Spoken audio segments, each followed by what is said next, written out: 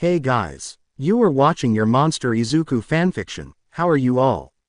So in this video, we will see what if Deku renovated new quirk to manipulate DNA.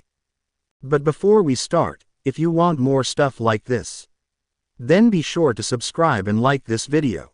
And if possible share this video with your friends. Now let's start the story. Izuku's eyes gleamed. Now this was where the fun began. Izuku wondered if he could simply visualize changes and they would happen to the object. And oh, maybe he should write this down somewhere. He went to his desk and got out a spare notebook, and began to write these results in extremely short form, barely able to contain his excitement. Back to quirk testing, Izuku wondered if he could simply sense what something was made of. So, he held his hands to his desk, and he couldn't tell if his quirk was telling him it was made out of wood or he just knew, because it was wooden. Result: more experimentation required. How about plastics? He touched his hands to some All Might figurines, but to him, they all seemed like plastic. He could tell that even without his quirk. How was he supposed to know whether his quirk was telling him what it was made out of? Mom did mention once that there are different kinds of plastics. I think I need to learn more. So far, he tried wood, plastic, and Play-Doh, so what about metals? Izuku went out of his room and into the kitchen, where he reached for some metal cutlery. He didn't want to make it an All Might figurine this time. He just wanted to bend the spoon forward. Activating his quirk, he watched as the spoon deformed to his will. Result: success. It seemed he could at least change the shape of metal. He remembered his mom had some gold earrings she liked, and wondered if he could make this boring metal spoon into a gold spoon.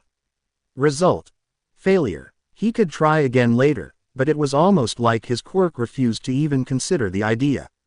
He made a special note of that, just in case. He nearly forgot the most important thing. Did his quirk work on all three states of matter? Izuku decided to try liquids first. He ran back to his room to note down the results of the metal spoon test, and then rushed into the bathroom, where he filled up the sink with water. He stuck his hand in and tried to reshape it, and it worked, somewhat. It was far more sluggish than dealing with figurines for some reason. Izuku simply didn't know. However, he noted it down faithfully, and moved to the next test: gases. When Izuku tried to manipulate gases, he hit an unexpected roadblock. His quirk was clearly telling him that gases simply could not be manipulated. I think I'll learn about it in science class eventually. But Mom did say we need to schedule a quirk counselor meeting soon. Maybe that'll happen and I can learn why gases don't work for my quirk. Izuku carefully noted down the tests he had done in the best handwriting he could manage. Suddenly, a random thought popped into his head. Could he change himself? His mom did say to be careful, and he was careful so far, so he supposed he should ask her first before trying anything. So he got up, and searched around the apartment for his mom. It didn't take much to find her, seeing as she was in her room with the computer on, doing something. She noticed him and said, "Oh Izuku, did something happen?" "No, Mom, I've just been testing my quirk on different things. Like I bent a metal spoon. And I can make water do swirly moves in the sink. Also, I wondered if I could change myself with my quirk, but you said to be careful and now I'm asking you in." "Izuku, please take a breath," Inko reminded him gently.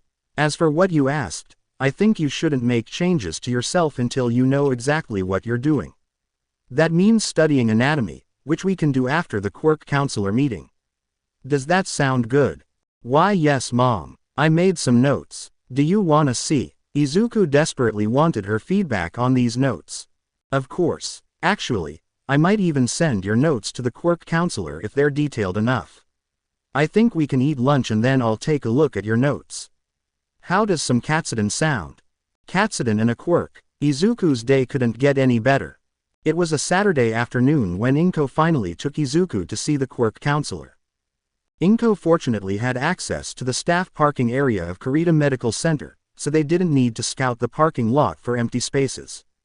Despite that, Inko still insisted on getting there 15 minutes early, because she was navigating to a part of the hospital she hadn't really been in before. Inko mainly worked on a completely different floor. She first made sure that their appointment was on the right floor before sitting down and waiting. Izuku simply couldn't contain his excitement. He was about to meet his quirk counselor. He'd asked his mom what would happen, and she had said that a quirk counselor helped someone register their quirk and helped them test it in a safe environment. Himiko had already forwarded his notes neatly rewritten to the counselor. It was after waiting for 15 minutes that they heard a nurse ask, "Drive Midoriya and son. The counselor's ready for you." They got up, and the nurse led them down a veritable maze of hallways to room 1138. "Dr. Karima will see you now." Dr. Karima was waiting for them with a smile on her face, which was half covered by a mask. She wore round glasses and had her brown hair in a long braid. She began by telling them, "Hello, it's so good to see you here. I'm Dr. Karima. I use she, her pronouns, and I'll be your quirk counselor going forward. The standard procedure in this hospital is to use the Dragon AI to record sessions for a better doctor-patient interaction. Is that okay with you too?" Himiko smiled. "I actually work here, in the general surgery and oncology departments, so I'm familiar. I've seen you once or twice elsewhere, but we can talk later." "It's okay with me, and, Izuku." Izuku had wandered off to poke at the Dragon. It was a small black tablet with a touchscreen that simply transcribed the words spoken in the office, and later helped process them into patient records. The creators had foreseen it being used in pediatric care appointments, and therefore it could only record audio until the doctor using it spoke a passphrase to unlock it for more complex use. Upon hearing his name, Izuku sheepishly smiled, murmured, "Sorry, Mom," turned around and sat down in a chair next to Himiko. Both women smiled at his antics. She continued, "Moving on from that, I'm a licensed pediatrician as well, in case Izuku's quirk harms him in any way. I've received the notes you sent about his quirk, Dr. Midoriya, and I have to say, it seems to be very versatile at first glance. From what the notes tell me, he can freely manipulate the shape of matter, and possibly recombine different elements into different chemicals. We'll have to do some testing to figure that out. What do you think, Izuku?" Izuku tried to be sneaky with a quietly hissed, "Yes," but his fist pump gave him away to both adults. Dr. Karima led them to a small testing room with a variety of objects including a plant, some materials, and a few toys. She then explained, "Izuku's notes say that he wasn't able to test organic matter, but has he been able to test it since then?" Himiko said, "No, he hasn't. I wanted him to test it in a safe environment, and I wasn't willing to risk plant monstrosities running around the house." Izuku pouted. He totally wouldn't have done that. "Anyway, I think it's time. Izuku, can you try and change the plant somehow?" He nodded, and walked to the plant. Instantly, his 4-year-old brain saw images of things he couldn't identify. He got barely a second until his hand jerked away from the plant. Himiko and Dr. Karima looked on in concern, with Himiko and Dr. Karima both checked on him to see if he was alright. When Izuku affirmed that he was, Dr. Karima's curiosity couldn't be held in check. She asked him, "What caused you to react like that?" Izuku thought for a little bit, before he got up in excitement.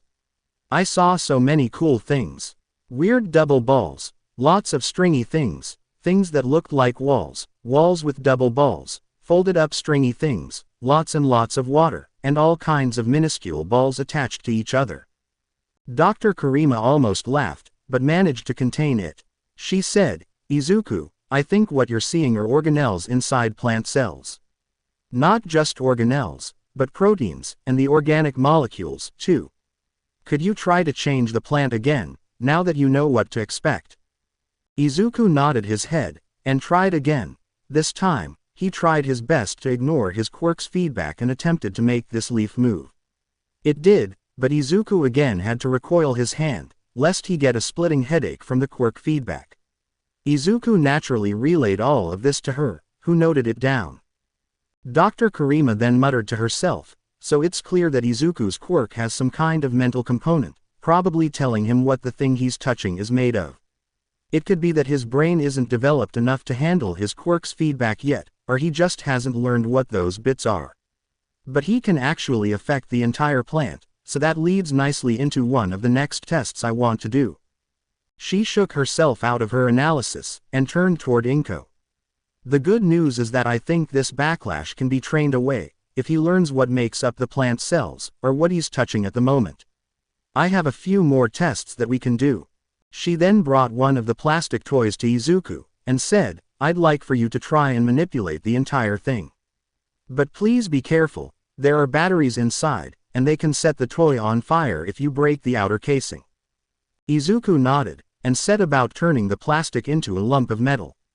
He felt that he could manipulate the batteries directly, but with Dr. Karima's warning ringing through his head, he avoided doing so. He told her, I think I could change the batteries, but I didn't. She noted that, and continued, well, it seems if Izuku thinks something is part of something else, like batteries in a toy, then he can manipulate them. If he thought of the batteries as separate from the toy, I'm not sure what would happen. We might test that further. She then brought Izuku 2 bars of metal, one a shiny reddish color, and another a silver with a bluish color. The reddish bar looked about 8 times as large as the silvery bar. Okay, Izuku, I want you to try and combine these 2 bars together, and try and make sure that each metal is spread evenly in the result, okay?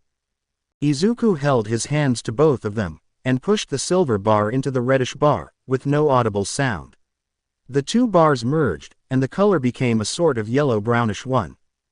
Dr. Karima paused here, and took a moment to gather her thoughts.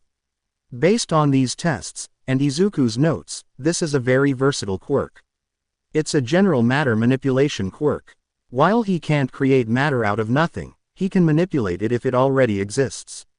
He seems to manipulate it at an atomic level, given that the alloy he made was a variant of bronze. The lab needs to confirm if it's uniform throughout, but it certainly seems like it is. With the testing finished, Dr. Karima beckoned Izuku and Inko back to her office to have a discussion.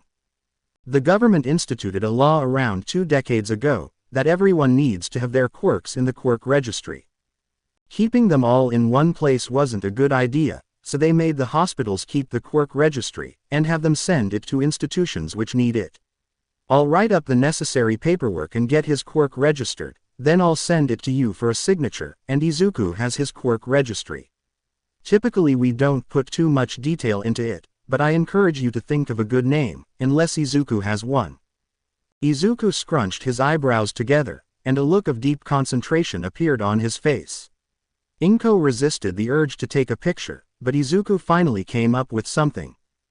How about, renovate, water, more water, oh look, some sodium and chloride ions. More water, ew, wait was that urea?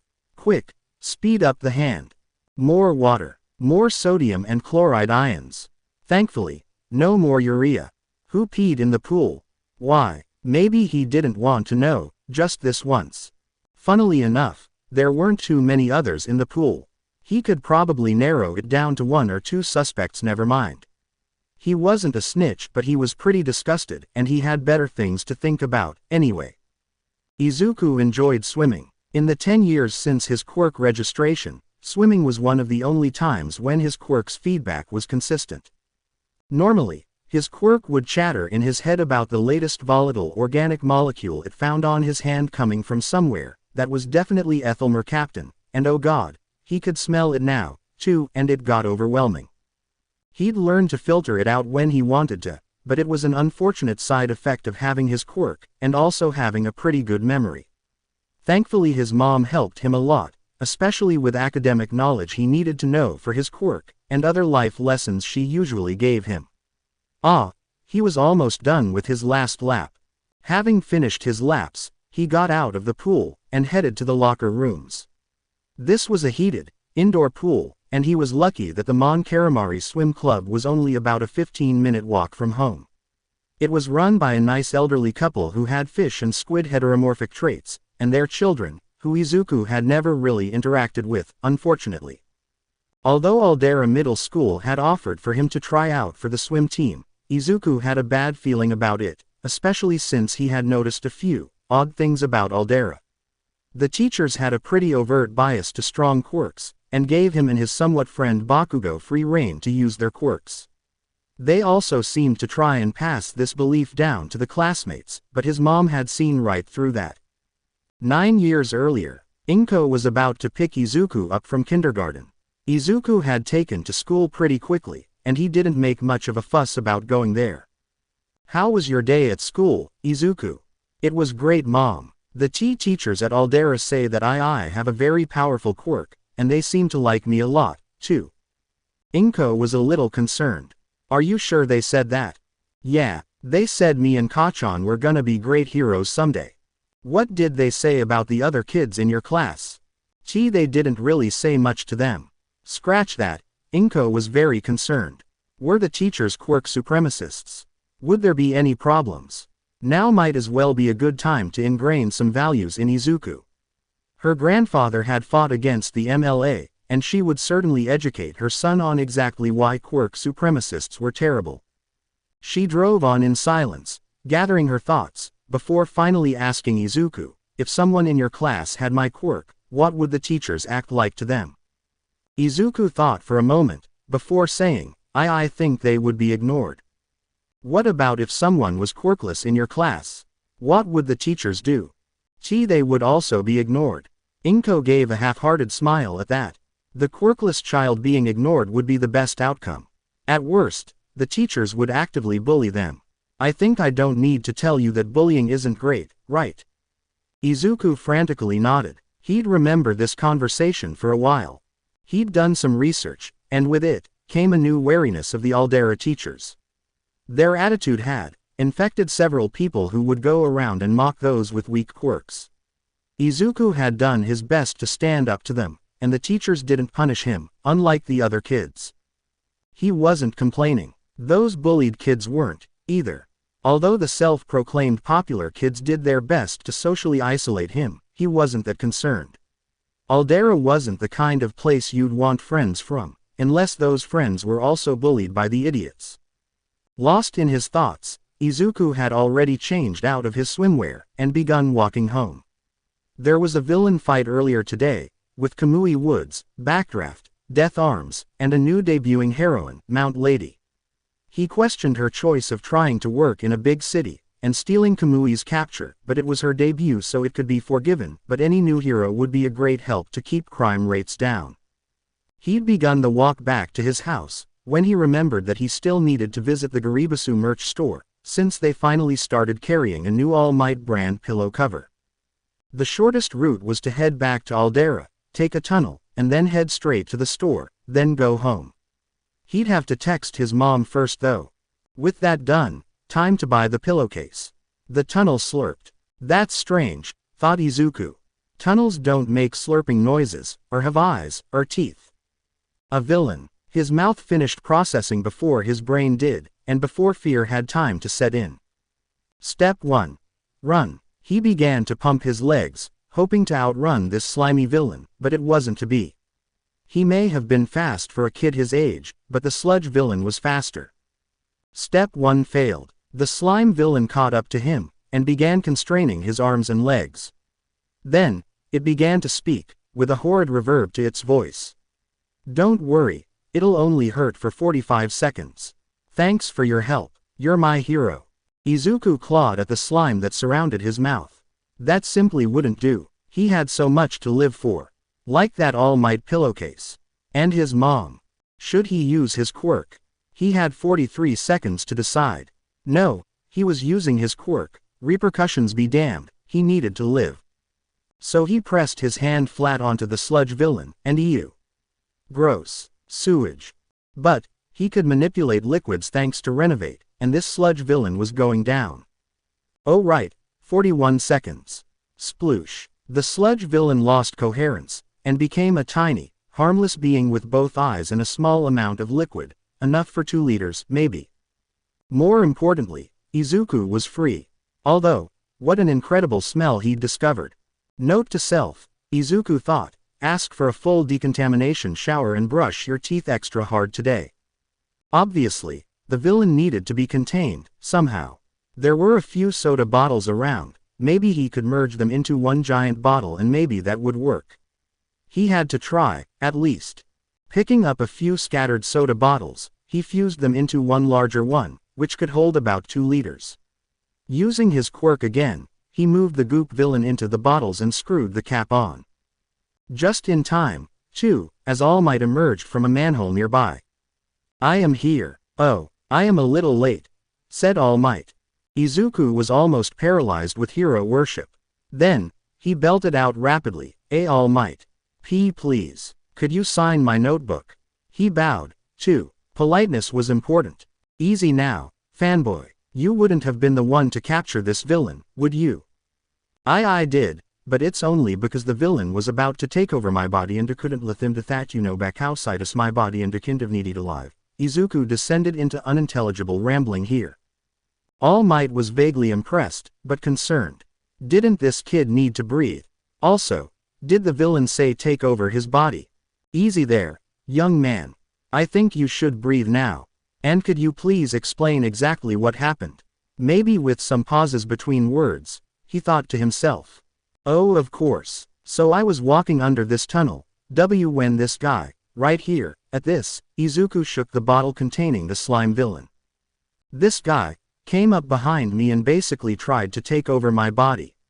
So I used my quirk in self-defense, because he said I'd live for 45 more seconds, and I kind of wanted to live for longer than that." Izuku felt very proud of himself. He'd successfully talked to his idol. "I am sorry that you got caught up with this villain. I was chasing him through the sewers, and he got away from me. Considering this as a self-defense case, you will not get into any trouble with the law. I will alert paramedics to your location, and please stay here until they find you." All Might suddenly smiled a little wider, if that was even possible, and said, "I think, young man, that I will trade you a signature on your journal for that bottle. What do you say?" How could Izuku say no? They made the exchange, with All Might noticing that some of the notes this young boy made on his fighting style, and his supposed quirk, could have rivaled professional analysts. Most impressive. "Now then, young man, I really must be off." Izuku smiled. Despite being almost choked out by a villain, today was a good day. There were explosions from nearby. Maybe it was a villain fight. Izuku decided to check it out, to see the heroes in action. As he pushed his way through the crowd, the only thought that came to his mind was that he was seeing the heroes in action. None of them were doing anything. Mount Lady apparently needed 2 streets to fit in. Death Arms had already been blasted back by the slime villain. Backdraft was focused on the fires, and Kamui Woods was complaining about type weaknesses. What was he, Akatoni? Even Bulbasaur's could defeat Charizard given some help, which was present at the scene. They even had a water type. Wait, didn't All Might take the villain? How did he escape? Questions for later. Apparently Bakugo was suffocating. Quick, think of something. He was running towards the villain, without a plan. Someone shouted something behind him, but he paid no attention to it. Izuku ran up to the villain, and he pressed his hand to the ground, to try and help Bakugo out of the villain. How'd this one escape from All Might? Not important right now, he had to focus on manipulating the road. He'd almost gotten Bakugo free from the villain's clutches when All Might showed up again. "I am here, right on time." With that, All Might Detroit smashed the villain so hard he made it start raining. That was certainly annoying. Some nerve those heroes had, scolding him for letting Bakugo breathe when they couldn't do anything. Even Bakugo had actually thanked him afterwards. Kind of. Not really. He'd said he was fine on his own, but he escaped faster with his and All Might's help, or something like that. Izuku honestly wasn't paying too much attention, too focused on the fact that he'd never gotten that All Might pillowcase before the store closed. "I am here." That never got old. All Might. After meeting him once already, Izuku was much calmer the second time. "Weren't you surrounded by reporters until now? I stand for justice, not soundbites. Anyway, young man, I'd like to thank you for what you did out there GGGHHHHKK. Izuku screamed. He kept screaming for some time, as All Might spat out blood and transformed into a skeletal version of himself.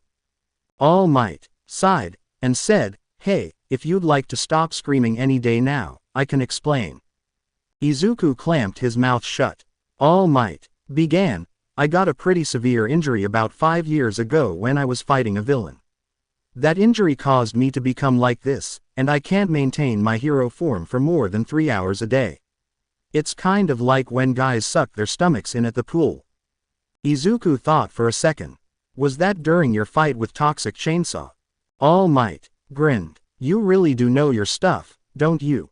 No, that punk couldn't hurt me. This villain fight went unpublicized, because if the public saw what happened to me, you can guess the consequences.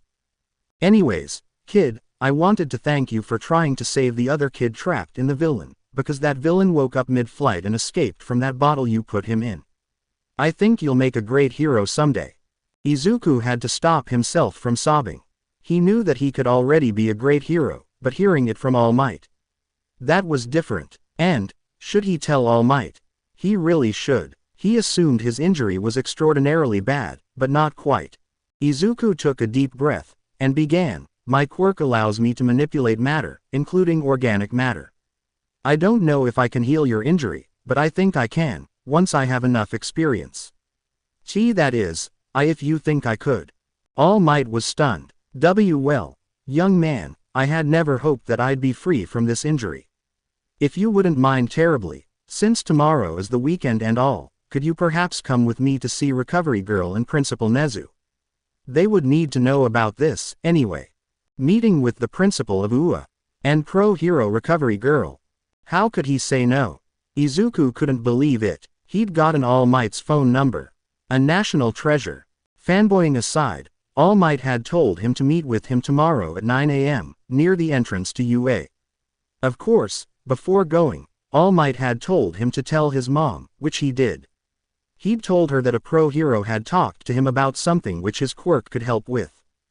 He also had to tell her about the Sludge villain, and of course she took him to the hospital to get checked out. Thankfully, after a decontamination shower and some extreme teeth brushing, he was fine. Anyway, he'd taken the train to UA and arrived there about 10 minutes early, and waited there for All Might. Skinny All Might, anyway. Oh, there he was. Izuku headed towards Skinny All Might, and greeted him. Hello. He smiled and waved. Skinny All Might smiled and walked over. Hello. It's nice to meet you again. I should probably ask for your name now. Izuku had died and went to heaven. All Might wanted to know his name. I'm Izuku M. Midoriya, sir. None of that now. I'm Yagi Toshinori in this form. Principal Nezu texted me and wants us to come in whenever we're ready. All Might's real name. Am I a mouse, a dog, or a bear? What's important is, I'm the principal, said a white-furred mammal of indeterminate species named Nezu. He had a scar over his right eye, but he seemed to be smiling. Izuku needed to do some research when he got home, that was for sure. There was also a short elderly lady in the room as well, with her gray hair tied up in a netted bun. She held a cane that reminded Izuku of a syringe, as well as having a syringe-shaped hairpin. She smiled at him, but stayed quiet for now. He identified her as the youthful heroine, Recovery Girl. Well, Mr. Midoriya, it appears you've accidentally stumbled upon a national secret of ours, and you claimed that you could help All Might with his injury. I know the basics of what you told him, but could you go into some more detail? Asked Nezu. Izuku felt like he was being put under a microscope. He started explaining. Well, my quirk allows me to reconfigure solid and liquid matter, including organic things. When All Might told me about his injury, I knew that given enough experience, I could at least help out in some way, which is why I offered. I don't know the specifics of All Might's injury, but I think I might be able to help him somehow. Recovery Girl interjected here, with, well, seeing as I have Toshinori's full medical files, I'm going to run you through the basics of the injury. For one, the injury destroyed most of his left lung, thankfully leaving his heart intact. What's really problematic is that his spleen, stomach, pancreas, and both intestines suffered enough damage that we had to remove parts of them. That leads to Toshinori being unable to get enough nutrients in his daily life, so his body resorts to autophagy, which causes him to look the way he is now. At this, All Might gave a grim smile. Recovery Girl continued, we're doing our best to slow this decay down, but with only nutrient shakes and dissolved vitamins, it's been hard to say the least. Here, she turned and glared at All Might. In this form, Yagi-san. He couldn't mess this up. This buffoon insists on stretching the limits of how much he can use his quirk, causing him to deteriorate faster. If you took better care of yourself, then you'd be able to be working for longer now. She almost looked ready to whack him with her syringe cane. All Might smiled sheepishly. I couldn't stop myself in those situations. There were people who needed saving, and I didn't exactly stop to think about what would happen to me. Izuku nodded. That certainly did sound like All Might. Recovery Girl continued, in any case, we have before us a golden opportunity. None of Japan's best hospitals were able to help him regrow his organs, and yet here we are. A kid who hasn't even finished middle school has the ability to help him out. Are we really moving forward with this, Nezu? Principal Nezu beamed. Well, I had hoped so, yes. I will leave it to you, Recovery Girl and Mr. Midoriya here to hash out the details of fixing All Might's injuries. I will just be here as a sounding board, and to make sure no eavesdroppers take note. Principal Nezu reached under his desk, and pulled out a glossy black ID card, which he handed to Izuku. Please do not lose this. I have keyed you into the UA security system, which will allow you to go almost anywhere under supervision of Recovery Girl. This marks you as a special visitor, shall we say. In any case, if you wish to continue discussing in here, please feel free. Recovery Girl got up, and beckoned Izuku and All Might to come over. We'll be heading to my office, Nezu, but thanks for your offer. Izuku followed Recovery Girl as she made her way around a maze of hallways, pointing out some of the rooms that she knew of. Yagi-san also interjected here and there, and they finally got to her office. Recovery Girl told them both to take a seat, and she began pulling up some files on her computer. She said, I know I told you the basics of All Might's injury, but how much of that did you understand? Well, I knew most of what you were talking about. Good, you won't be coming into this totally blind. Anyway, we definitely shouldn't start today, but we can make a plan. I have an idea of how we can do this, but what are your thoughts? Izuku thought for a second before muttering, it would be easiest if I can just regrow the organs somehow from organic material, and then other people can surgically place them in All Might, while I can restructure his body to have room for the refurbished organs. Recovery Girl nodded. That sounds exactly like what I had in mind. Which organ do you think you should start with? Izuku didn't actually know which one was the best. Maybe the lung, but what about the intestines and stomach? Should I start with those first? Recovery Girl smiled at him. We'll work on that together, don't worry. This session was just to get started. If we exchange emails, we can hash out some more details before we meet again next week, if you can. Izuku nodded his head so hard that Recovery Girl scolded him for trying to get whiplash on purpose. After that, Recovery Girl emailed Izuku about some texts he should try and read about human anatomy and physiology. He then left UA with All Might, with Recovery Girl promising to meet him next week. As they left UA and headed towards his house because they did need to fully explain this to his mom, his quirk picked up some kind of 8-carbon ketone. That's what his quirk was telling him. Maybe he should investigate, because that one particular alley kind of smelled like blood. He ran towards the alley, almost forgetting about All Might's presence. When he finally got to the alley, he saw a girl with pale blonde hair in some extremely filthy rags which were absolutely matted in blood. She was out cold, or sleeping, as she didn't react to their entry. That can't be good, thought Izuku. Young Midoriya, where oh? All Might had lost sight of him for a second, before seeing some green duck into an alleyway. He'd followed, naturally, and was just as concerned as Izuku was. At least he knew what to do in this situation. I think it is best if we waited with her and called for an ambulance. I think that we'll need to meet Ms. Midoriya after this. Izuku nodded. He also saw a few problematic things. For one, she had a knife, which Izuku carefully pried out of her hands. The knife was coated in dry blood, which didn't bode well. Oh, it wasn't human blood. He could sense the nuclei in the red blood cells through Renovated, which meant it was probably some kind of bird's blood. It could be from a reptile, but probably wasn't. Considering there was a corpse of some bird, he thought it might be a bird of prey, as it was large and had a hooked beak nearby, with a stab wound. While Izuku had been going through this analysis, All Might had called an ambulance to their location. The M's arrived, checked the girl over for wounds, and asked Yagi-san and himself to come with them. During the ride to the hospital, they were asked a few procedural questions, but they didn't know anything beyond, found girl in alley, covered in blood and out cold. They spent the rest of the trip observing the paramedics and the girl, who still didn't wake up, even through the entire procedure of putting her in a hospital bed. It was only after they did a blood test that they found what had happened to her. She was critically low on a few vitamins, which the nurses set up an IV bag for. He'd called his mom to meet him and Yagi-san at the Porosumasa hospital, because the blonde girl couldn't really be moved anywhere else until she gained some consciousness. His mom arrived about half an hour later, and she immediately asked him if everything was all right. Izuku said, "I'm all good, Mom, but there's someone you should meet. This is Yagi Toshinori, and he's the pro hero who I'll be helping out." Inko looked him over. He didn't exactly evoke the image of a pro hero. When Izuku whispered in her ear, "That's All Might," she almost refused to believe him. "No offense, dear, but are you sure?" Izuku pouted. "Mom, would I really lie to you about meeting All Might?" That was a fair point. Also, Mom, we need to talk to you about what exactly I'm doing with All Might. It's nothing bad, but you just need to be in the know.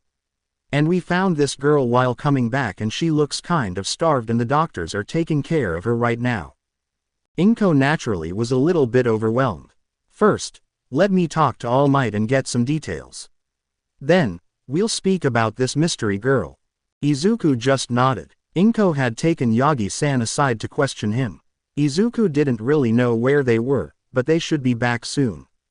Izuku's thoughts wandered to the blonde-haired girl. He hoped she'd be all right when she woke up.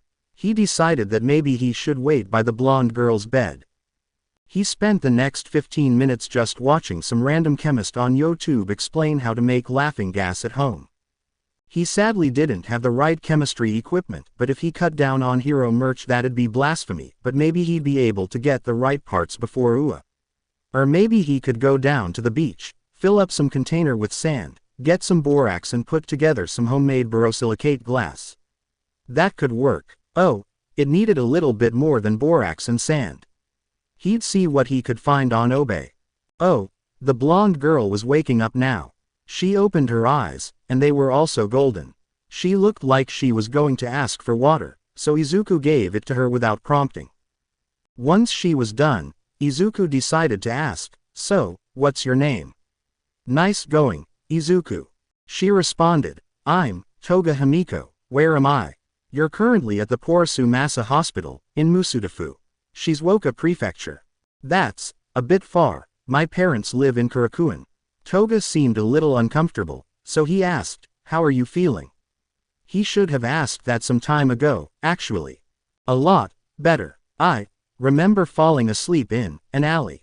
A pro hero and I found you in an alley and brought you here. The doctors said that you were critically low on a few vitamins, so they treated you for that. I'm going to call a doctor now, though. They'll tell you anything else you need to know." "Will you be back?" "Of course. I'll see you soon." With that, Izuku got up and left to find a doctor. Inko, All Might, and Izuku all waited outside while Himiko was examined by the doctor. The doctor exited the room, and said, "Well, now that she's awake, we managed to get a profile for her. We called her biological family and they don't want anything to do with her. We found that her parents seemed to have repressed her need to drink blood, and she snapped one day and attacked another kid because of it. The Toga family came under investigation, and all charges against Himiko Toga were dropped because of their frankly atrocious behavior. Really, what she needs now is a stable family. And a lot of therapy." Inko almost volunteered to take Himiko in right then and there. Well, there was another person who needed to be asked, though. "Izuku, how would you like a sibling?" It was after filing paperwork for over an hour that Inko managed to gain custody of Himiko. Yagi-san had excused himself, saying that he had work to do. Himiko had looked a little lost and confused, but seemed to be happy. Izuku had naturally wanted to interrogate her on the details of her quirk, but refrained. He did have more than enough time to interrogate his new sister. At home, he still needed some time to come to terms with it, but he was definitely not complaining. They'd exited from the hospital and needed to shop for some of Himiko's necessities. The hospital had given Himiko enough clothes for one day, but she needed enough for at least a week. Izuku, naturally, wanted no part of the clothes shopping. He had a gut feeling that Himiko wouldn't like his style of t-shirts he thought were funny. His mom seemed to agree with his choices, but the self-proclaimed, popular kids, certainly didn't. Oh well, they'd end up in a life of abject mediocrity, as they were destined to. Moving on, they'd need to find a mall first. His mom seemed to know where they were going, and this route seemed familiar. That made an unfortunate amount of sense. Kokoton Mall, a one-stop shop for all the needs. All of them. It had about 5 floors, with about 30 stores per floor.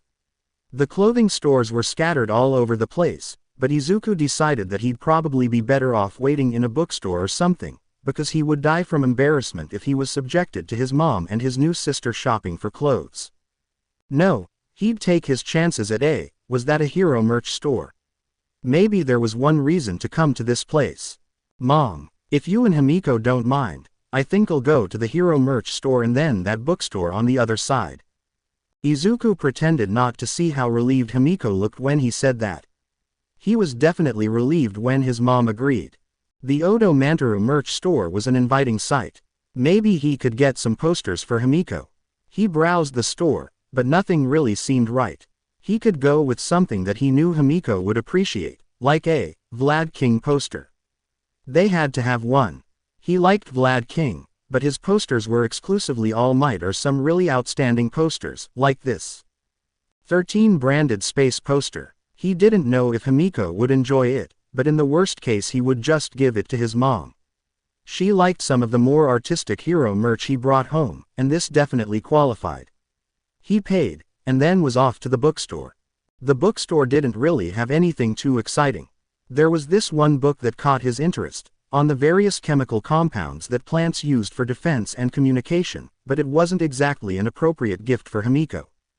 Izuku suddenly had a bright idea. Himiko had talked a little bit about how her quirk was suppressed by her DNA donors, and Izuku naturally wanted to help with that. But how? Well, the answer was staring him right in the face. Vampire novels, specifically Dracula, to start with. Izuku knew that getting Himiko to fully accept her quirk was an important step to her recovery from the abuse those horrid people had put her through, and well, perhaps this would start her down that path.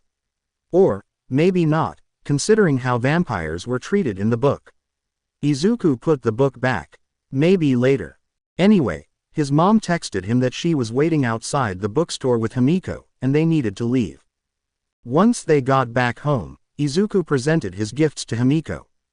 She definitely seemed to appreciate the posters, commenting that her previous guardians didn't let her decorate her room. His mom definitely didn't like the sound of that.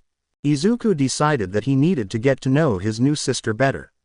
So, he decided to start off by asking about her quirk. He knew the basics, like she needed blood to function, but what about the specifics?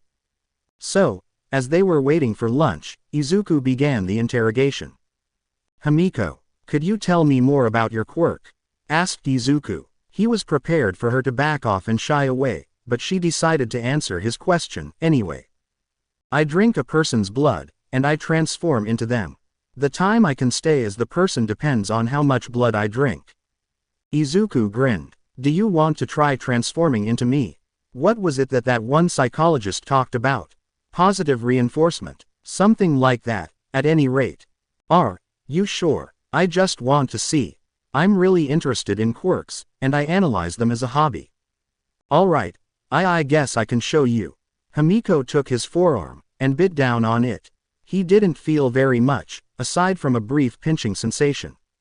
Her saliva seemed to have an anticoagulative effect, perhaps also a painkilling one. He'd have to check later. Himiko finished drinking, and then a gray sludge enveloped her form, turning her into a copy of Izuku, clothes and everything. Interesting. He'd overheard the doctors saying that she was 157 centimeters, but he had 9 centimeters on her. Did her quirk account for that? Himiko, can you stand up? I'd like to see something interesting. Her quirk did let her match the height. But how could it? If it was creating a whole new body, it would need to alter the bone structure of the femur, tibia, fibula, all of the vertebra, possibly even the skull, as well as lengthen most muscles and tendons, not to mention the cardiovascular and respiratory systems. Perhaps that wasn't the right hypothesis. So, he reached with his hand, and grabbed Himiko's nose. She squawked in surprise. Well, that was interesting. Some of the gray sludge had come off her nose, and it appeared that was somehow reshaping her silhouette so that she could take on his appearance. The gray sludge seemed to was that methemoglobin. It explained a part of the color, but it didn't explain how much of the sludge there was. Are you going to let go of my nose anytime soon, Izuku? Himiko looked faintly annoyed. Sorry, I honestly didn't realize I was holding on to it for so long. Is that because of your quirk? Yeah, I can see matter down to the molecular level and manipulate it. I call it Renovate, and I was using it to try and analyze the sludge you emitted when you transformed. Wow, that's a really interesting quirk. So's yours. Yours is perfect for underground heroics. You'd be one of the greatest infiltration specialists ever. I never really thought about becoming a hero. My former parents didn't really approve of them, and they did everything they could to make me something they could at least tolerate around the house.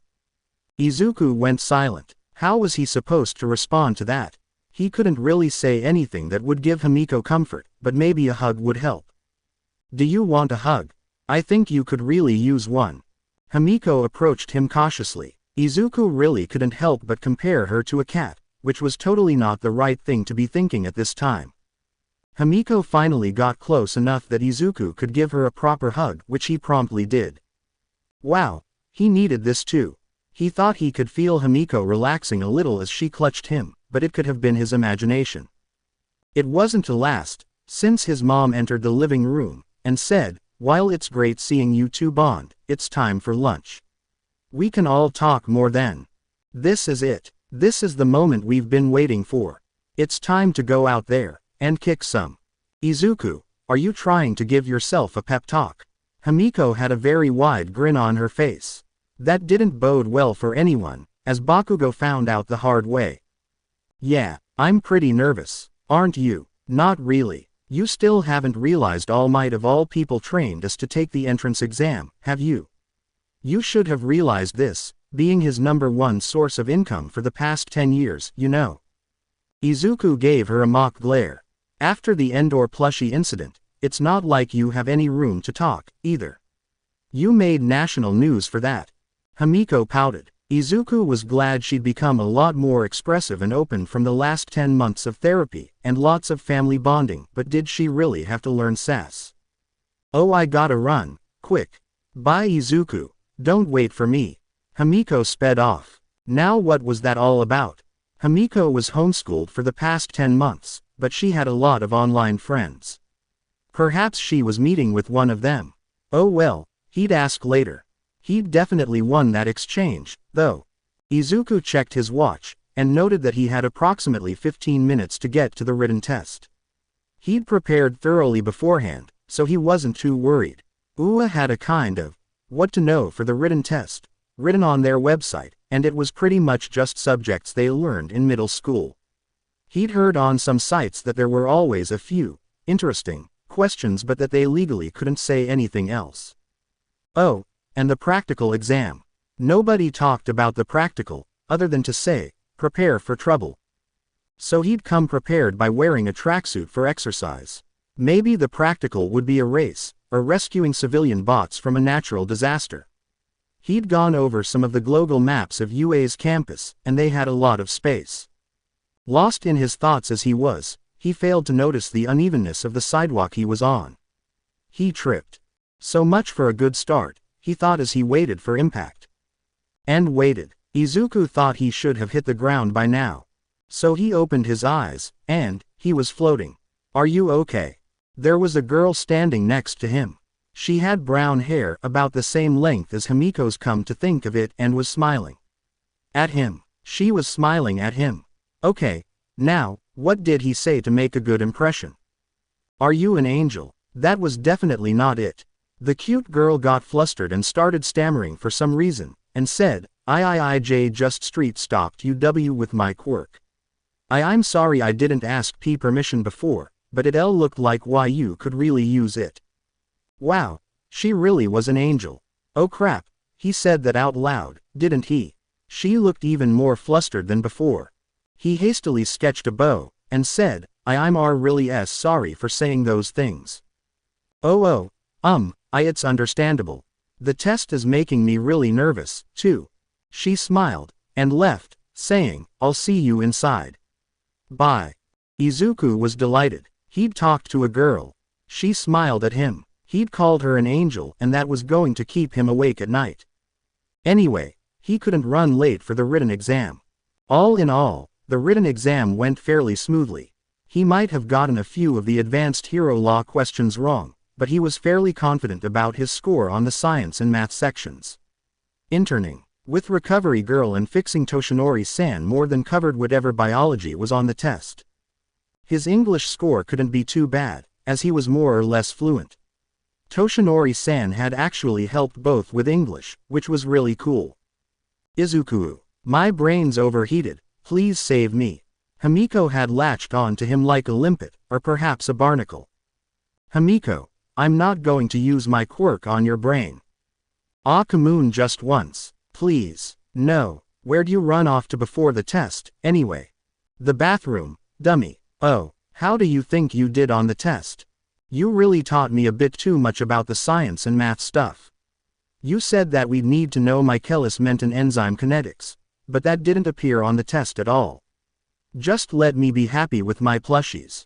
No thoughts, head empty, only plushies.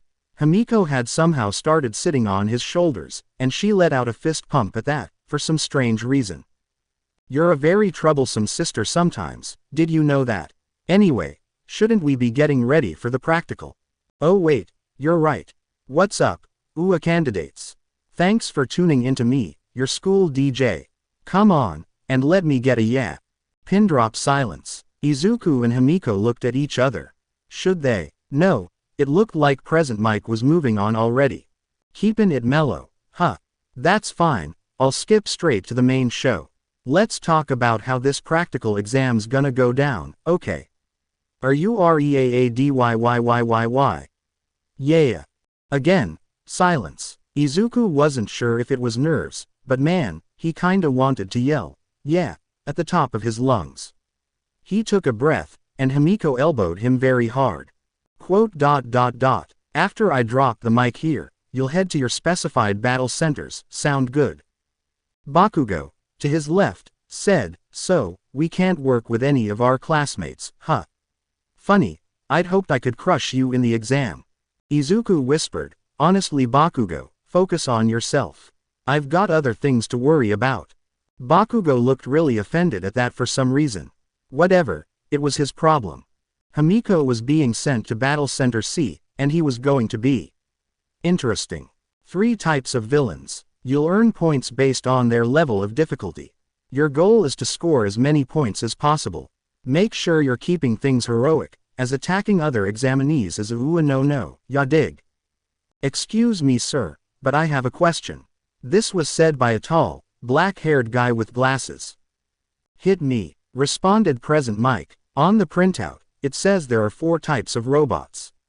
With all respect, if this is an error on official UA materials, it is shameful. We are exemplary students, we expect the best from Japan's most prestigious school. This simply won't do. Here, he turned around. And you, with the messy hair. Izuku just turned around, like he was looking for someone behind him. He surely wasn't talking to him, right? No, you with the green hair. Oh, it was him. You've been muttering this entire time. Stop that. If you can't bother to take this seriously, leave. You're distracting the rest of us. This guy really didn't know how socialization worked, did he? Not that Izuku was one to talk, only really counting Himiko as his friend, also sibling, but that was different. That was probably still more than this guy had. All right, examine 7111, thanks for calling in with your request. The 4th villain type is worth 0 points, and is just an obstacle we're throwing in your way. Do your best to avoid it. While it can be defeated, it's not worth your time. That's all I got for you today, and I'll sign off with a little present. Are you ready to go beyond? Let's hear a plus ultra. Once again, silence. Present Mike didn't seem too discouraged, as he yelled, "Good luck. Hope you practiced hitting more than just books." Battle Center B. They'd taken some buses to get here, and Izuku was doing some quick mental math. They'd spent about 15 minutes getting here, in what was approximately a straight line. So, if the bus went about 60 kilometers per hour, then they'd have gone about 15 kilometers away from the UA campus. Oh, the nice girl. Maybe he should go and say hi. Hi. We met earlier, before the test. Nice. He didn't say an embarrassing thing this time. So far, so good. Oh, hello. I didn't know you were here, too. It's fine. Good luck on the test, and thanks for helping me out before the exam. Thank you. Good luck to you too, and go, go, go. There are no countdowns in real life, listeners. Izuku shot off, with the nice girl close behind him. Most of the people will probably go to the center, as there will probably be a large number of robots there. I think I'll have a better chance of scoring points if I stick to the edges, though I could be wrong. He shortly came upon a lone one-pointer. It didn't notice his approach, which was perfect. Izuku placed his hand on the ground, and Renovate instantly came to life. The concrete bent to his will as it impaled the robot. It stood no chance as it was torn apart by a series of concrete spikes. Easy enough. There should be more around here. Oh, he spied a group of one-pointers hiding on the ground floor of a building. There were maybe 20, if he had to guess. Izuku didn't play too many first-person shooters, but he knew he was about to go on an insane kill streak. A few more robots later, Izuku thought he was doing well. He'd gone for some three-pointers, enveloping them in concrete and absolutely wrecking them. Two-pointers weren't a big deal either, as he just used the same strategy against the one-pointers. He'd also tried to help out other examinees whenever possible, because All Might had kind of done that for his entire career. He'd encountered that tall loud boy a few times, and he'd taken out a three-pointer that was trying to sneak attack him. All the robots were equipped with missiles, but they didn't really move fast, and the nose cone was made out of memory foam, presumably not to injure anyone. Suddenly, there was an earth-shattering rumbling sound, and a robot that was easily at least 9 stories tall emerged from the ground. It was green, and it had a menacing design, something which the other robots lacked. Is that the zero-pointer? Isn't this a little overkill? Izuku thought to himself. Since it wasn't worth any points, he might as well run away. Wait. Someone was crying in pain.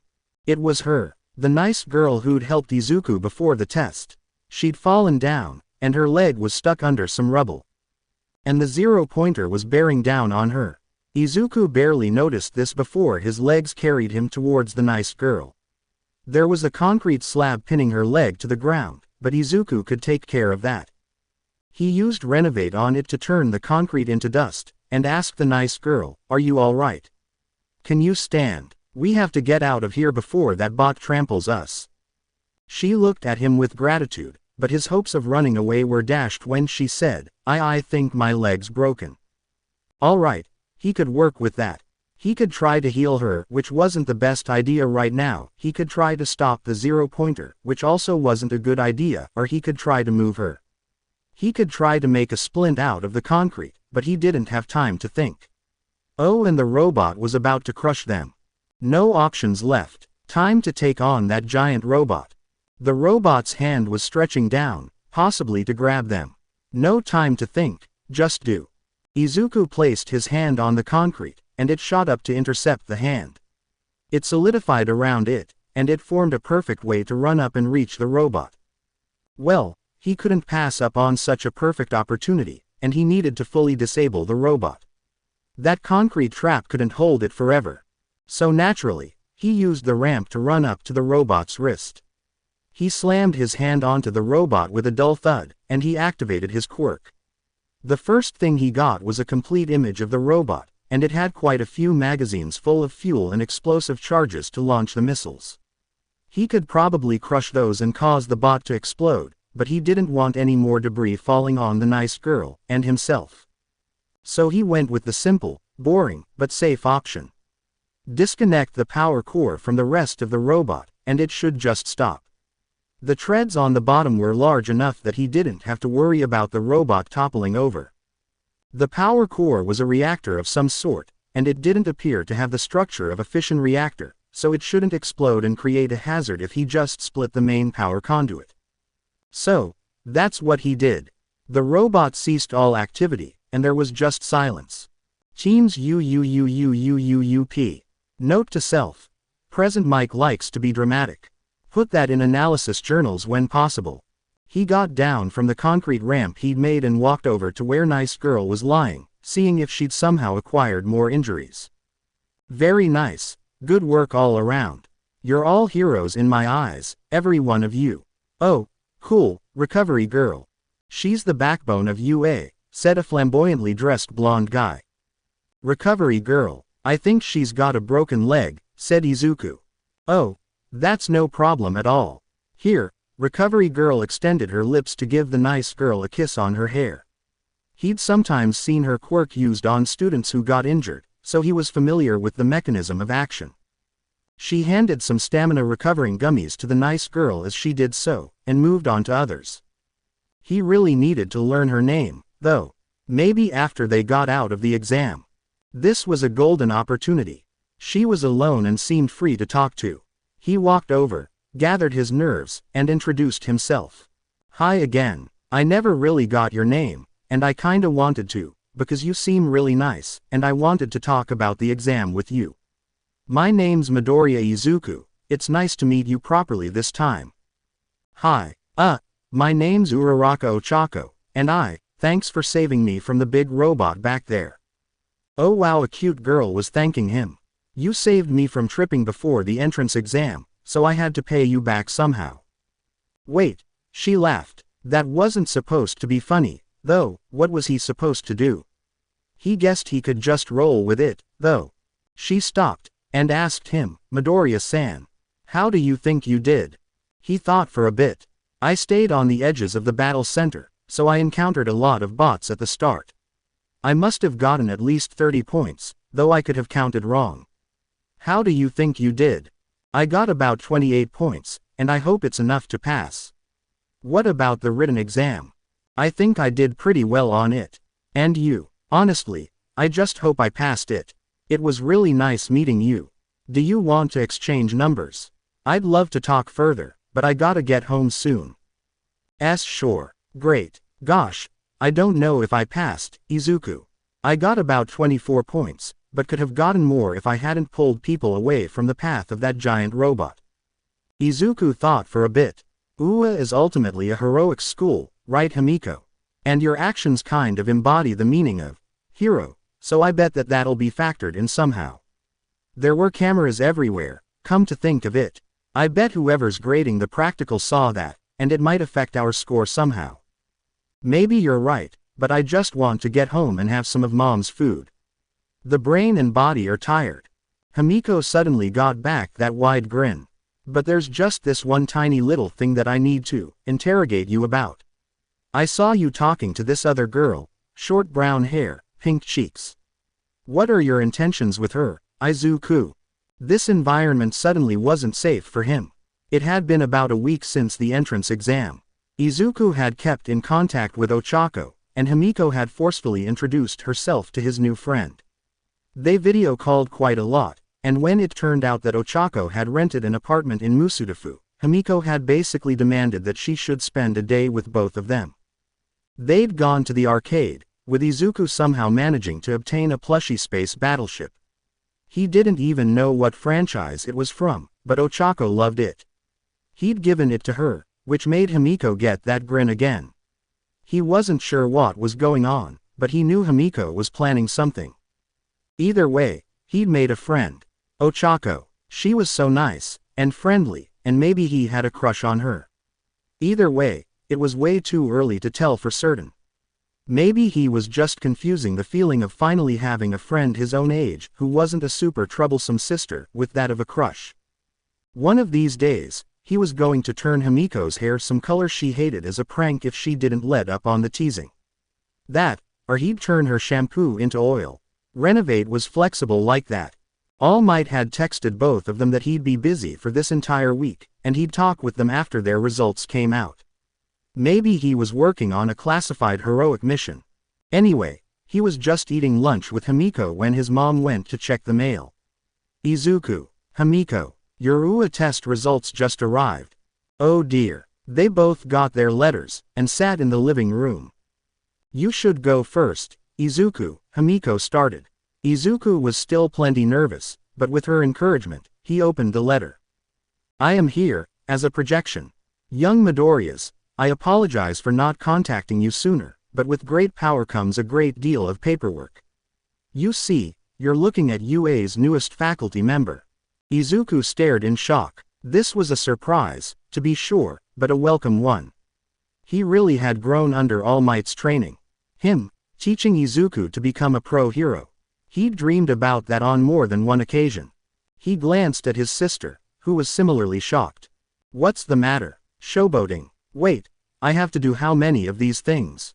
Anyway, young Midoriya's. This recording contains both results.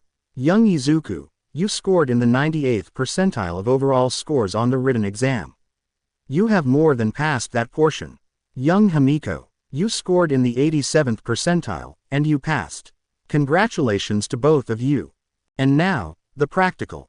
Young Midoriya, you earned 43 villain points in the practical, enough to pass.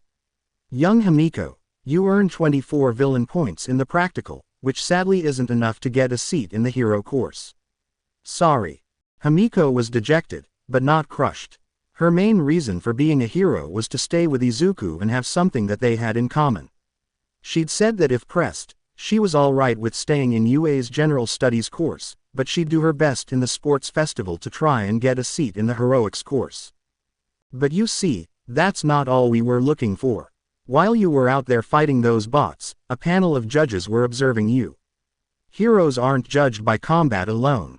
Here, the projection showed a split screen, with a montage of who they saved throughout the exam. Izuku's rescue of Ochako was shown, and Himiko was shown pulling people out of the path of the zero-pointer. Both of you are dedicated to saving lives, and the hero course could not pass that up. Therefore, there's a second category of points you earned, rescue points. For your actions, Izuku Midoriya, you've earned 60 rescue points. And you Himiko, have earned 34 rescue points. Congratulations. Both of you made it into the top 10 examinees who took the entrance exam. Izuku had placed first, with a total score of 103. Himiko had placed 8th, with a score of 58. Izuku was delighted to note that Ochako had also gotten on the leaderboard, which meant she would also be joining the hero course. Life was pretty good. Oh, he should probably check with Ochako and see about her class placement. Well, as it turned out, all three of them were going to be in Class 1A together. He hoped that he wouldn't have to deal with Bakugo's nonsense for another year, or that tall guy. He'd made plans with Himiko to meet up with Ochako before the first day, and all three of them walked to Class 1A together. Izuku noticed that the door was unusually wide and tall, but he supposed it was for accommodating various heteromorphic quirks. As he entered, he heard conversation.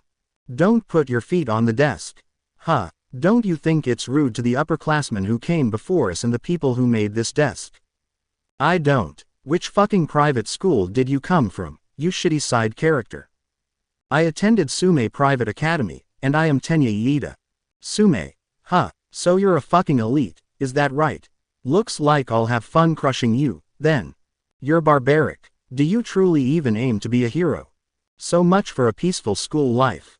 At least Himiko and Ochako were there. When they entered, the tall boy turned towards Izuku, and didn't immediately start yelling at him. Good morning. My name is Tenya Iida, I am from Sume Private Academy, I heard.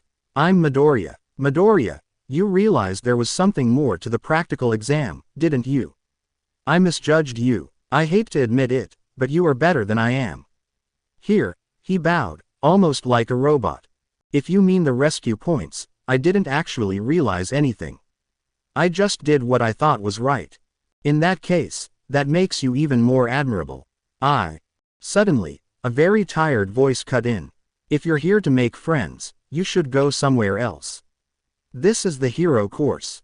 Izuku turned around. There was no, that wasn't a giant caterpillar. It was a tired guy in a yellow sleeping bag. It took you lot 8 seconds to quiet down.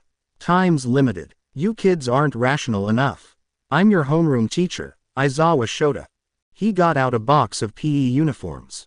Your uniform is labeled with your seat number. Put this on and go out to Training Ground Delta. There are signs on your way.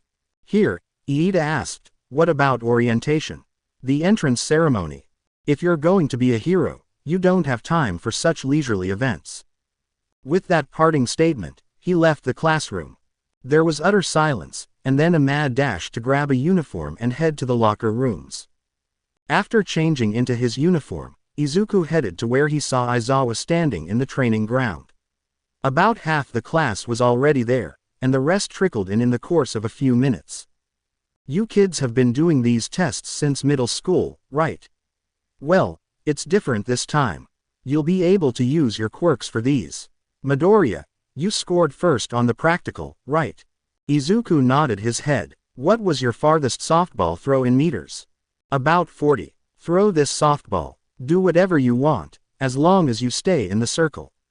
Now, this was interesting. Whatever he wanted, he should probably show off, to impress the teacher. He could just place the ball on the ground, and have the ground simply launch it as far as possible, but that didn't seem like it would get him the best score. What if he made a gun? That sounded promising, at least in terms of distance launched. How would he make a gun? What did he have available? He had concrete, which the training ground was made from, and nothing else. All right, he could work with this. He had an idea, and some previous experience. He placed his hand on the ground, and willed a cannon to rise from the ground. He used Renovate to filter out a lot of sand from the concrete, and placed it at the very end. He then loaded the ball through the muzzle onto the sand. I think we're going to need some hearing protection, he said. Thankfully, Aizawa had that nearby in the locker rooms, and everyone put it on. Renovate had told him that this sand was almost pure silicon dioxide. He knew from past experiments that he could break chemical bonds without inputting any energy, but when reformed, they would still release energy, like normal. Izuku at first didn't know what to make of this, as that was the most direct evidence he'd ever gotten that quirks treat fundamental laws of the universe more like suggestions. Eventually, he'd just sort of accepted that his quirk could violate the law of conservation of energy, and he might as well figure out if he could do anything useful with it. As it turns out, he could. He'd experimented with this in the past, but his experiments all ended in explosions. By rapidly breaking and reforming the chemical bonds in an object or substance, he could turn it into an extraordinarily hot gas, which expanded at rates of over 1,000 meters per second. In other words, a perfect propellant for a bullet, or a softball, in this case. Silicon dioxide in particular was useful, as it contained lots of oxygen, meaning there was plenty of energy he could potentially release. Unfortunately, this also meant that to make sand into a rapidly expanding hot gas, he'd have to heat it to extreme temperatures, well beyond the boiling point, which was roughly 2,200 degrees Celsius, if he remembered correctly. He probably didn't. He might as well go all the way and try for 100,000 degrees Celsius. If he did that, he definitely needed to reinforce the barrel, which he promptly did. He angled the cannon to 45 degrees, and activated Renovate to turn the sand into propellant for the cannonball. Suddenly, there was a crack of thunder and what amounted to a flash of lightning as the ball was launched, quite far. Izuku's ears were left ringing, despite the ear protection. Aizawa held up the counter for how far the ball had gone, and, wow, that was a good score. 10 kilometers was nothing to sneeze at, so he willed the cannon to sink back into the ground. So manly, said a guy with red hair. We get to use our quirks for this. This should be fun, said a completely pink girl. Fun, you say? You have 3 years to become a pro hero, and with an attitude like that, you won't make it. Let's raise the stakes. Whoever comes in last place will be judged to have no potential and will be expelled. That was enough to shock the class into silence. But isn't that unfair? You think this is unfair? Natural disasters, villain attacks, big accidents. Japan is full of unfairness, and heroes are the ones called upon to resolve those situations. For the next 3 years, UA is going to give you one hardship after another.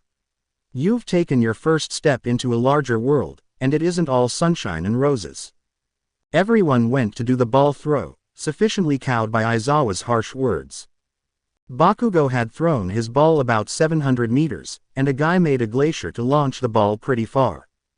Ochako had simply tapped the ball and sent it out of the atmosphere, which struck him as odd. She hadn't made him leave the atmosphere, so something couldn't be right. She'd gotten the highest score on the ball toss out of everyone, with an infinity. Another girl created a cannon to shoot the ball about 2 kilometers. So, he still somehow ended up with the second place score. Himiko had actually used his blood to turn into him, and threw the ball as hard as she could, about 50 meters. Next up, was a 50-meter dash. Izuku used Renovated to essentially ride a speedy wave of concrete, coming in second place with 4.03 seconds, narrowly beating out Bakugo's time of 4.13 seconds. Bakugo was understandably mad about that. Himiko hadn't used his blood for the test, instead relying on her own fitness, with 6.42 seconds. Ochako had gotten 7.15 seconds, which was not good, but not really bad either. Then, there was a grip strength test. Izuku simply used the ground to crush the grip strength device with over 30,000 newtons of force. The grip tester read out 3,569 kg, which seemed correct. He didn't have a calculator on hand, so he couldn't say for sure. Almost everyone did about the same on this test, except for the cannon girl, who created a vice grip, and a guy with many arms, who got 540 kg. There was a seated toe touch, which almost nobody did extraordinarily well on. Except Himiko, the pink girl and an invisible girl, who were all super flexible. There was also a standing long jump, in which Ochako floated above the box, Bakugo launched himself across it, and Izuku just manipulated the ground to have him clear it. He tied for first with a few other people. In the repeated side steps, Izuku just manipulated the ground to move him very quickly from either side. He was the only one, aside from Himiko, to do really well on these tests. He got first, and Himiko got second through her own fitness. Next was the sit-up tests. They did this in halves of the class, with half holding down the legs of the other half, and then switching. He did 60 on his own, and then he used his quirk to move the ground under his back so that it was doing the sit-ups for him. He did another 120 using his quirk, at which point Aizawa just told him, "Switch out, we need to get the other half done." Lastly, the distance run. Izuku just used his quirk to ride a wave of concrete. The girl who made a cannon made a bike, and Iida was just good at running. Himiko just relied on her own fitness, and got a pretty good score. Him, Iida, and the creation girl tied for first. Bakugo had used his explosions to get a decent score, and the ice creation guy had overall done really well. In any case, the final rankings looked something like this. Midoriya Izuku, Yaoyorozu Momo, Todoroki Shoto, Bakugo Katsuki, Tenya Iida, Fumikage Tokiyami, Mezzo Shoji, Mashirao Ojiro, Eijiro Kirishima, Himiko Midoriya, Mina Ishido, Ochako Uraraka, Tsuyu Asui, Koji Koda, Rikido Sato, Yuga Aoyama, Honta Siro, Denki Kaminari, Kyoka Jiro, Toru Hagakuri. Here, Aizawa actually smiled a little bit. Oh, and since all of you went beyond, nobody's getting expelled. The invisible girl heaved a big sigh of relief. She was being hugged by both Himiko and the pink girl. Good, Himiko had made some friends. I'm surprised that more people didn't figure it out, commented the girl with a creation quirk. Izuku wanted to analyze that so badly. You think it was a ruse? Midoriya, tell them, Aizawa said. Izuku steeled his nerves, and said, Aizawa expelled his entire class last year. It wasn't a ruse. The entire class paled. All of you have great potential to be heroes. I didn't expel any of you because of that potential. Being a pro hero is a dangerous job, and I don't want any of my students to be found in the obituaries after a few years of graduation. Anyway, you're all dismissed for today. Make sure to pick up a syllabus in the classroom. Wow, that was really nerve-wracking, Izuku. I really thought Aizawa was serious about expelling people, said Ochako. Well, he would have, if we didn't take it seriously enough. That's what happened to his last class. Ochako looked very curious. How did you know that? Well, I've been coming to UA for the past 10 months on weekends to help out with a very classified project. I can't tell you any more about that, but I did happen to hear a lot of gossip between the teachers. Oh, so, Aizawa knew you knew about his expulsions. Yeah, he'd seen me around the campus a few times, so I think he recognized me. Well, once Himiko finishes up with her new friends, is there anywhere that's good to eat around here, for a low price? Do you want to go together? Alright, you cannot mess this up. You were about to invite a girl over to your place. Himiko will be there, so just in case, you have a backup. Well, my mom makes a lot of extra food for lunch. If you can, she'd be absolutely delighted to have you over. If it's alright with you and her, I guess I could. Objective accomplished. New objective. Survive Himiko's teasing. After having lunch at his house, Ochako decided that she really didn't have anything better to do, and just hung out at his house. She'd asked if she could see his room, which, well, he wasn't really embarrassed to show off his All Might collection, but he was certainly apprehensive. Thankfully, she took it very well, and engaged him in conversation about 13, once she saw his 13 branded space poster. Who knew that would come in handy? Anyway, after that conversation petered out, they began talking about other subjects. He'd found out that she lived in Mie all her life, and only came to Musudafu to apply to UA. Her parents also ran a construction company, and he learned that they weren't the most financially well off. He didn't really know how to react to that, and said he'd do whatever he could to help her out. She'd also asked about his life, too. And that was how they got to talking about their quirks. He'd asked her about her quirk, and suffice to say, he felt like the explanation she gave was incomplete. She'd said, "My quirk removes the gravity of whatever I touch, and I can make it float. I tap it with all 5 fingers to make it float, and to release it, I bring both my hands together." Okay, but I remember that you were making those robots float more than 6 meters high during the entrance exam, while I was just hovering above the ground. Is that a conscious thing, or? I mean, I can control when something floats up, or just stays in place, but I always thought that was how my quirk works. Izuku hummed in thought. Ochako, do you think you could increase the gravity on something, too? I just want to see if there's more to your quirk than anybody thought. Well, I can certainly try. Do you have anything you might be willing to lose? Izuku grinned. He'd bought a few cheap figurines for quirk testing a long time ago, and there were some woods relatively close by.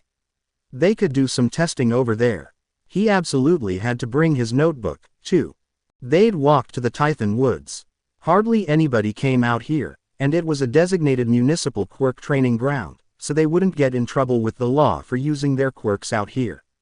Izuku held out a figurine to Ochako, and said, "Can you try increasing its gravity?" "If you can't, that's fine, I just have some theories about your quirk and want to test them out." Ochako took the figurine, and concentrated on using her quirk on it. She dropped it, and it crashed into the ground, shattering the figurine into pieces. Izuku grinned. That was the first test, and it was a success. So, you can alter the strength of gravity, not just remove it or counteract it. Do you mind if I ask you some more questions? Ochako shook her head. Alright, so could you feel any noticeable discomfort when you did that? Ochako thought for a little bit. She eventually said, "I mean, a little bit. It was about the same as if I had removed the gravity of the figurine." "Alright, now I'd like to do another test. This time, could you increase the gravity of one figurine and decrease the gravity of the other?" Ochako took one figurine in her left hand, and it dropped to the ground, a bit more softly this time. It didn't break on impact. She took another one in her right, and it floated to about 4 meters high. "How are you feeling?" "Honestly, not bad. I think the strain lessened, but it's still there. Alright, and now for the last test that I had planned. Can you try and see if you can change the direction that gravity pulls this figurine? Like not straight up or straight down, but sideways. Ochako tried doing that, but it seemed that she simply couldn't do it. That was still pretty productive, wasn't it? You discovered an entirely new side to your quirk which probably has a lot of applications in hero work. I don't think I could have done it without your help. They continued practicing with Ochako's quirk for some time after that. They'd had dinner together, and Himiko had teased them mercilessly. Izuku walked her back to her apartment, and waited for the next day. The next day was fairly normal, with no more tests. However, according to the schedule, they'd be having their first heroics lesson today. Izuku's tie came undone in English, so he sneakily used Renovate to make it look like the tie was tied for the rest of the day before heroics. He'd just use it again to take it off whenever he needed to. It just had to last through Math 1 and Computer Science, and then he could take it off for heroics lesson number 1. He was excited for his first heroics lesson. I am coming through the door like a normal person. Wow, he really is our teacher. That's a costume from the Silver Age, right? Let's get right into it, students. You've all come here to learn to be heroes, and I will be your teacher. You'll take the most units of this class, and today, you'll be doing some combat training. You all submitted your costume requests after your acceptance letter came through, and they should be ready now. Change into them in the locker rooms near Training Ground Beta. He was excited to finally look at his costume. He'd sent in the design earlier, and it seemed the support companies had delivered. He had green pants, which were reinforced with fine metallic mesh, and a vest which he could keep some samples of rare elements in. He didn't have any, but he could definitely get some. The vest was also mesh armored underneath the outer material, and it had many, many pockets. He'd kind of been inspired by the Chunin vests from Naruto, but they were useful for him. He also had a long-sleeved shirt that he put underneath the vest. He also had a breathing mask and goggles, in case he encountered dust or smoke. All in all, he thought it was a very nice ensemble. He was planning on adding more to it as he refined his skills, but for now, it would suffice. He hadn't looked at the others' hero suits yet, but he was excited to see them. Wow, Izuku, your costume's pretty nice. I didn't really specify what I wanted, so I ended up with this skin-tight bodysuit. She picked at her costume, which, well, it made her look really, really good. He was tempted to ask her out right then and there, consequences be damned, but he refrained. There was a time and place for everything, and this was not it. He already knew what Himiko's costume was going to be like, as they'd gone over each other's designs beforehand. Himiko had originally tried to go for a Victorian-inspired ball gown with plenty of room for knives, but Izuku had pointed out that her fighting style, they'd sparred at a local gym.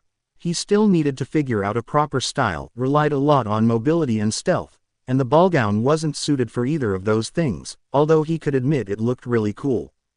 Himiko had eventually gone for something closer to a tracksuit with a long skirt, but overall kept the aesthetic of the ball gown.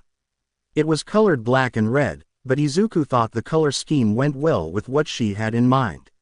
She'd also specifically requested the support department to make a suit from her own DNA, upon his suggestion.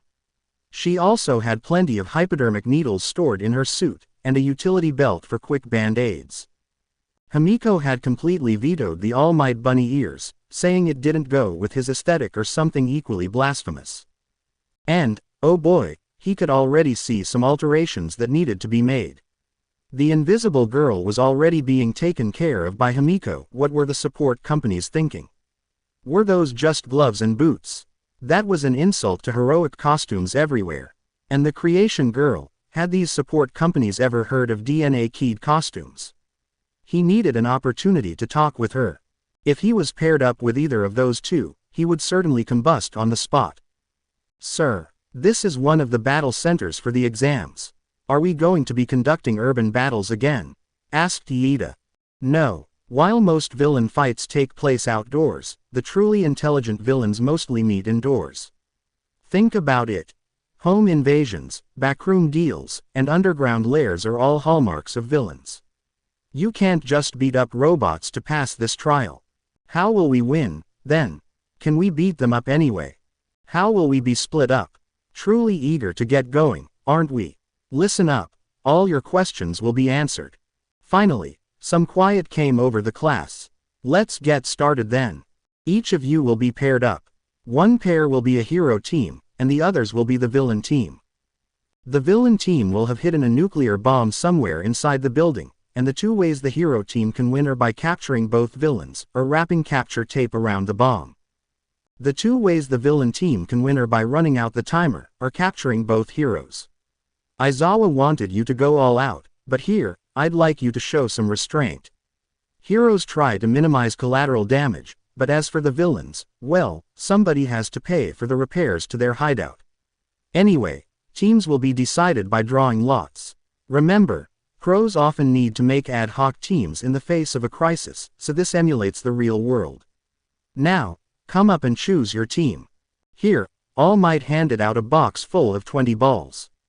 Izuku went and grabbed one, and found that he was being assigned to Team H. Who was his teammate going to be? Izuku. Seems like we're paired up, as the villain team, no less. Are you excited? Yeah, do you know who we're up against? Your girlfriend and the creation girl. Himiko. She's not my. Come on, we gotta find All Might. Why are you dragging me like that? I'm capable of walking. Well, young Midoriyas, you are the villain team. You should take this bomb into the building and hide it somewhere. The hero team will be given the signal to enter in 5 minutes. Think like a villain. He handed them 2 radios, and with that, he sped off. So, Izuku, where are we going to keep the bomb? Well, it seems to be a standard office building, with cubicles. Himiko, what's the bomb made out of, again? Himiko rapped her knuckles on it. Looks like papier-mâché. Why? Cubicle walls would make a good analog to that, right, Himiko?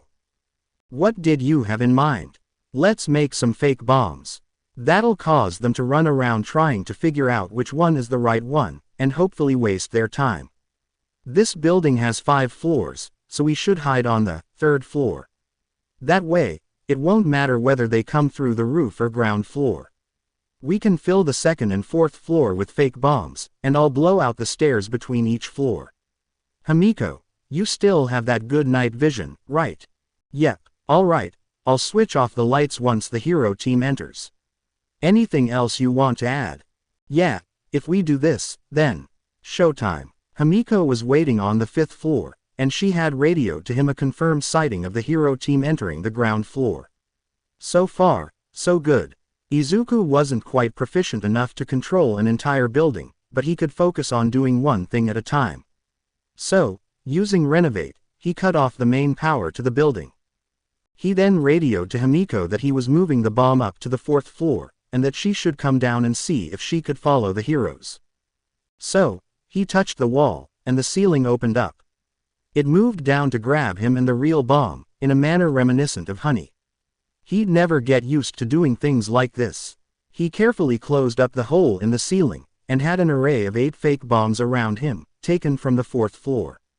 If he recalled correctly, he'd made about 40 decoy bombs.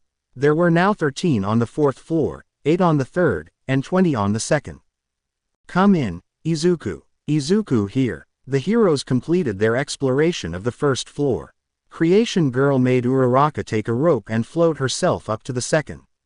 I'm watching from a hallway, and they can't see or hear me. Should I engage? Izuku thought for a moment. Follow them and don't get caught. I'll be above the room with the 20 fake bombs. When they enter that room, attack them, but tell me first. We're going for some shock and awe right now. Understood. Himiko out. Their plan was working perfectly. The heroes had already spent 3 minutes searching the 1st floor. Hopefully, they could capture the heroes here, or delay them long enough that they wouldn't have enough time to go on the 3rd and 4th floor. Izuku, I'm in position. They'll enter the room in 5 seconds. Roger, Roger. He made the floor and the ceiling of the room below him slightly porous so he could hear what happened.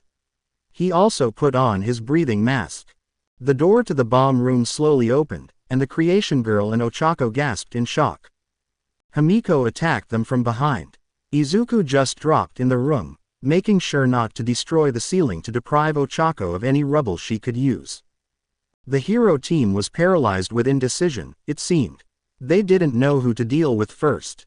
Himiko quickly baited Ochako into dealing with her, which left Izuku with the creation girl. Surrender, villain, really, what a nice, heroic spirit. 1 part brave, 3 parts fool.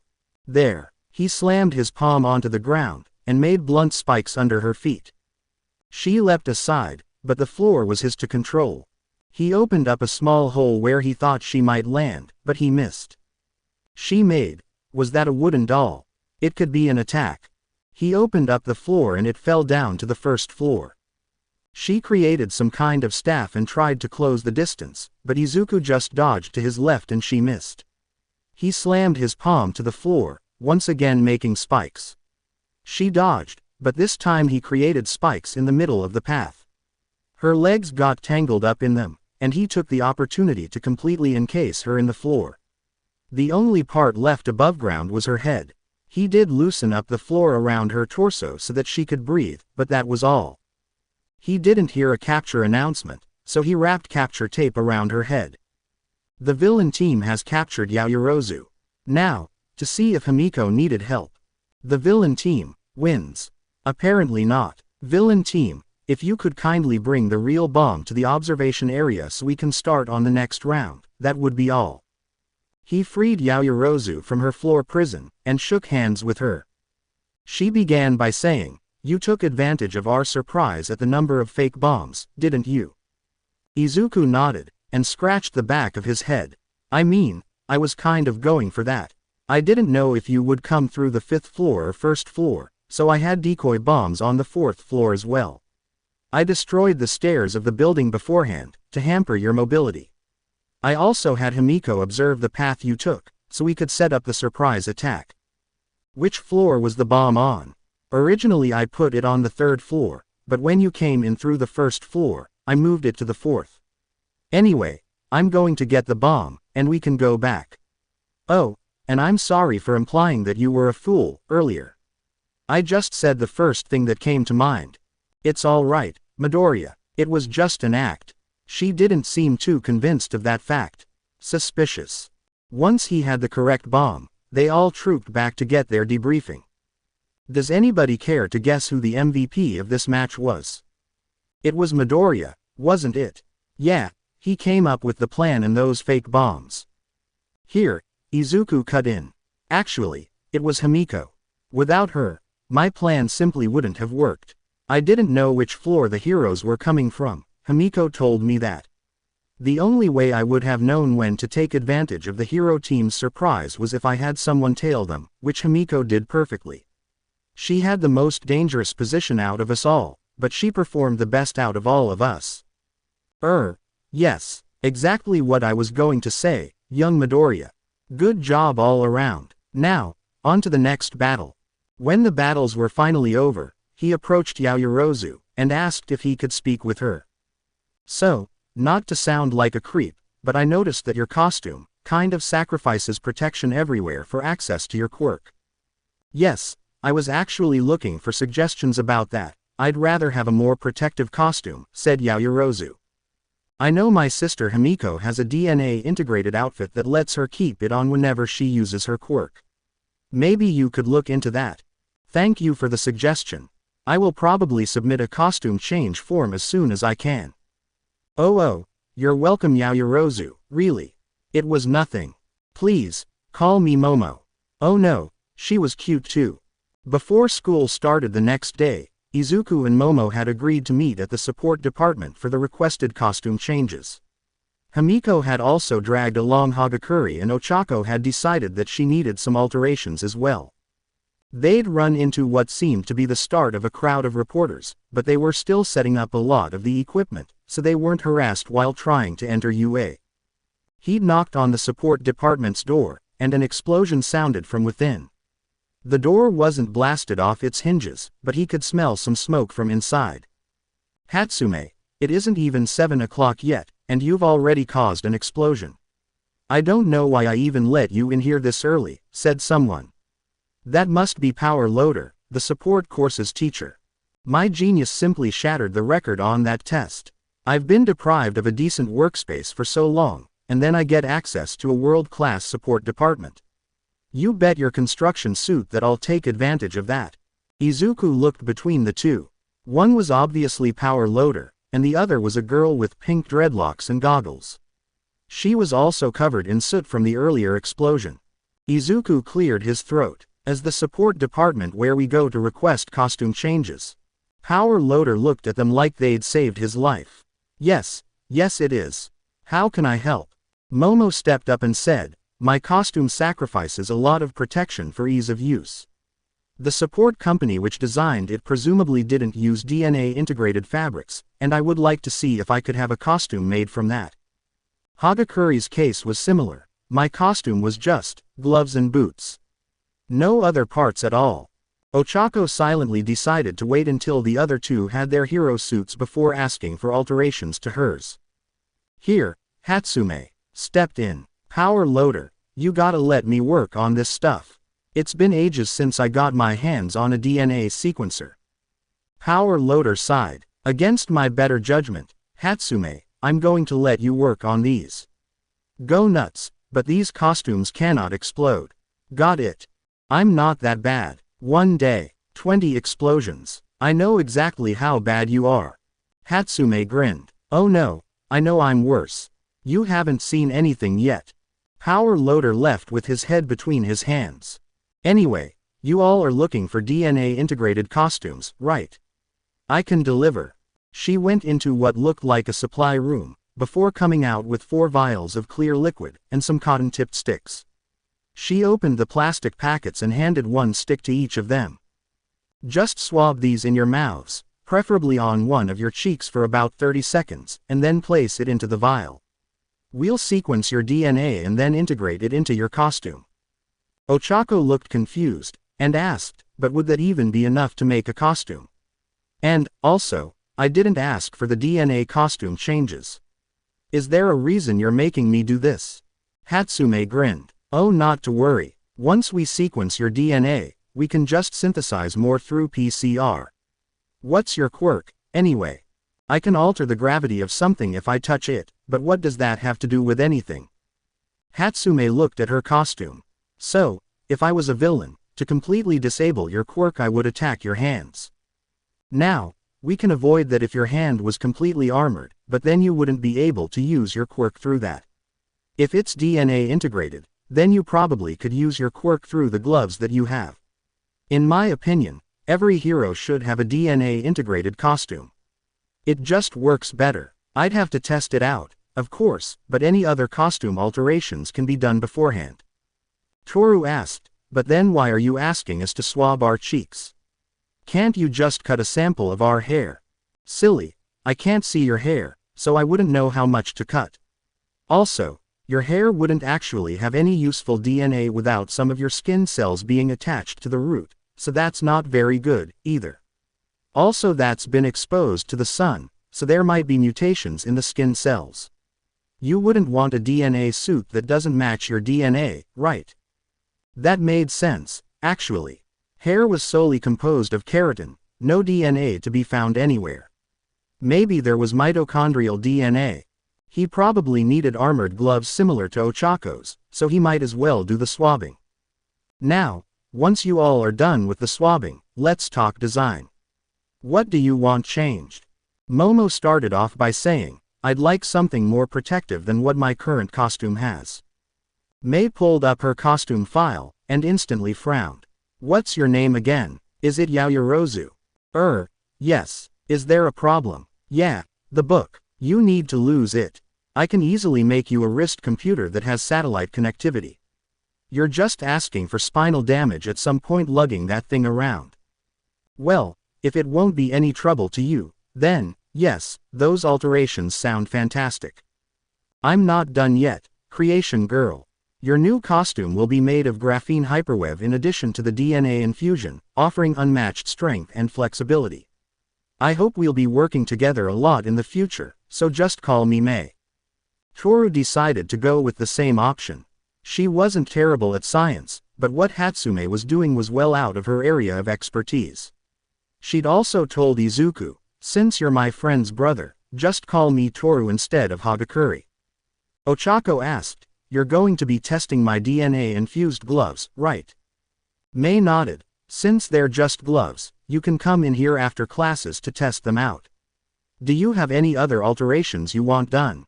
"Yeah, my costume right now is super skin tight, and I don't really want to expose so much. Can I get something a little less form-fitting?" Mei thought for a little bit, and said, "I could, unless." "Unless what? How about, instead of a single layer, we can have two. One is an underlayer, which is going to be skin tight, and I can design something that'll help you with nausea in that underlayer. It's in your file. There will be a looser overlayer that's going to be hyperwave like the other two's costumes, but your underlayer will provide additional protection to your body. We'll only have one layer on your hands, though. You need to be able to use your quirk, after all." Ochako agreed. It was similar in design to what some astronauts wore, which played into her theme as well. "And lastly, you, with the green hair. Your costume design is reasonable, but I'm also going to make you some DNA gloves and make it out of the hyperwave. This is non-negotiable." Izuku was a little intimidated, he wasn't going to lie. With their visit to the support department complete, the group of 5 headed to their homeroom. Like the previous day, Aizawa entered the homeroom by caterpillaring in with his sleeping bag. He'd started off the class by telling them, "Good job on the battle trials. All Might sent each of you some feedback to your student inboxes. Make sure to read them carefully." He'd also said, "Today, you will all be selecting your class representative and vice representative. I don't care how you do it, but just finish before the period's over. We are hero course students." Iida chopped the air. "Let's hold an election to figure out who gets the role." Ashido Mina, he'd figured out her name earlier, thanks to Himiko telling him, asked, "Won't we all just vote for ourselves? That's why whoever gets the role deserves to be the class representative. They inspired other people to vote for them. Isn't that right, Mr. Aizawa? Do whatever you want, I don't care." Who should he vote for? Probably Momo. He didn't think Ochako would like the position, and Himiko certainly wouldn't. He definitely wasn't voting for Bakugo. He wrote down Momo's name on the slip of paper he was given, and waited as Iida collected them. He got 5 votes, more than he expected. Momo had gotten 3, so she would be the vice rep. Who voted for the shitty nerd? Of course. Himiko just whistled innocently. Toru. Was she trying to emote exasperation at Bakugo? Iida said that he did, while Ochako and Momo just smiled. Aizawa woke up once that happened. "All right, now that you've decided, tomorrow, you're going to have rescue training. If anyone has any costume updates, now is the time to make them." Class dismissed. Izuku went to get lunch with what seemed to be a budding group of friends. Himself, Himiko, Toru, Ashido, Iida, Midoriya. "I think we are well past the point of last names. As such, I would be honored if you would call me Tenya." Ochako and Momo all had one table to themselves. "Actually, Iida, Momo, I was wondering, with the way you talk, are you rich kids?" questioned Ochako. "I didn't want to say this, but I am, yes. I tried to change how I talk so I wouldn't be called that, but it seems to have been useless. My family has been heroes for generations. Do you know Ingenium? The Turbo Hero? In Tokyo. Yes, his agency is in Tokyo. He's my elder brother, as a matter of fact. I strive to live up to his example. And you, Momo? Well, my family is what some would call old money, although my parents do hold jobs. Father is the CEO of the Yaoyorozu conglomerate, which is the leading brand of support gear on the market, while mother is a chemistry professor at the University of Tokyo. I'd rather not talk too much about myself, though, so what about you two?" Ochako decided to go first. "My parents own a small construction company out in Mie, and I didn't have the richest upbringing. It's a bit of an adjustment, coming here to UA." Momo nodded. He wasn't sure if Ochako noticed the thoughtful expression on her face.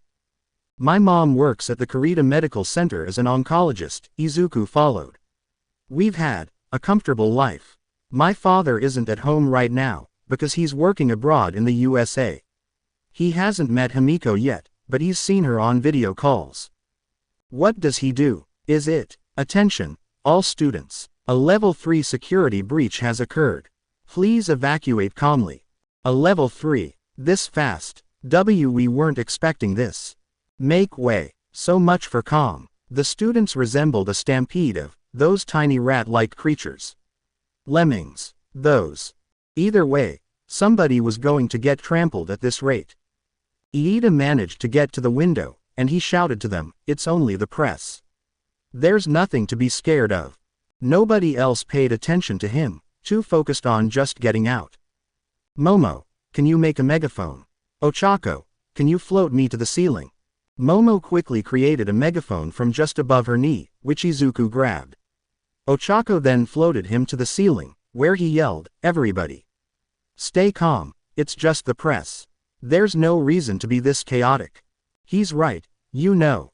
The press got through the gate. Everyone, just slow down. That was taken care of nicely. Luckily nobody was trampled. After classes, Izuku and Ochako headed to the support department to try on their new gloves. "Good, you're here. Try them on, and see how they fit." And that was Mei, being her usual self. Izuku's gloves were black, and they had a silvery-looking armor plate molded to fit the back of his hand. He spotted a bent hammer on Mei's desk. "Mei, can I try and change the hammer?" "Oh yeah, sure, I've got a better one anyway." Izuku promptly unbent the hammer using Renovate. It didn't feel like there was any resistance when using his quirk. Ochako was nearby, and she was altering the gravity of some nuts and bolts. Her gloves seemed to be working fine. Rising malevolence. Much like before, the day began with a trip to the support department. Mei didn't greet them with an explosion, but she did deliver 2 finished costumes. Himiko, Ochako, and Izuku were all there to see the results, while Toru and Momo needed to try out their costumes. "Welcome, one and all, to the baby exposition. This here is going to be Momo's costume. Your quirk file said that the things you create extrude through the skin, yes?" "That's correct," confirmed Momo. "Excellent. You see, if you have a layer that's skin-tight, and then the same skin-tight layer folds outwards and thickens into a baggy layer, your quirk will hopefully treat it as a single object. That means you can have protection and still use your quirk, no pesky zippers to get in the way, and you never have to sacrifice protection. In case you can't have that, you can still have the skin-tight costume, as I'm pretty sure it works anyway, and just have a giant cloak you can detach. Let's test this one out." Momo headed to an adjacent room to get changed into her costume. Meanwhile, Mei turned on Toru, and said, "Well, invisible girl, your costume's going to be a lot simpler. When you put it on, the costume's default state is going to be invisible. If you turn on this switch, it stays visible, for you to put on, and if you want someone to see you. If you turn it off, it goes invisible again. Yup, I wouldn't like to put on an invisible costume. It's not like I can see myself." "You can't." That was Mei. "But I thought you could." "Yeah, I was really clumsy when I was little. Still kind of am." They were understandably shocked, and Himiko piped up. "Toru, if you give me some of your blood, I bet I can show you what you look like." "Really? Let's go. Take my blood." "Wait, not yet. I need my costume." "Well, what are we waiting for? Let's get it then." A flailing Himiko was dragged off by Toru. Momo was understandably puzzled. Isn't Himiko stronger than Toru? Izuku grinned. She hasn't really had friends before this, so she's just acting. "And no, I'm her brother, I technically don't count as a friend." "Alright, now that you're back, creation girl, let's test it out." Momo furrowed her brow, and created a wooden doll from her arm. The costumes seemed to be successful. Everything is proceeding as planned. Excellent, excellent. Oh, by the way, I haven't got an independent satellite communication set up for your wrist computers yet, but I set up some entangled connections to some off-the-shelf PCs in my lab. I think you'll be okay with that for now. Thank you, Mei, you've been a great help to us. No problem. Just make sure you remember who you're gonna call if you need any support gear. When class started, Aizawa told them, "Alright, today's training will be a little different. You'll have 3 instructors there. Myself, All Might, and another faculty member will be keeping tabs on you. Honta Siro quickly raised his hand and said, Sir, what kind of training is this? It'll be rescue training, Aizawa replied. You'll be dealing with natural disasters, shipwrecks, and other things like that. The class broke out into quiet murmurs, excited about the training exercise. I'm not finished yet. Remember that your costumes are still new.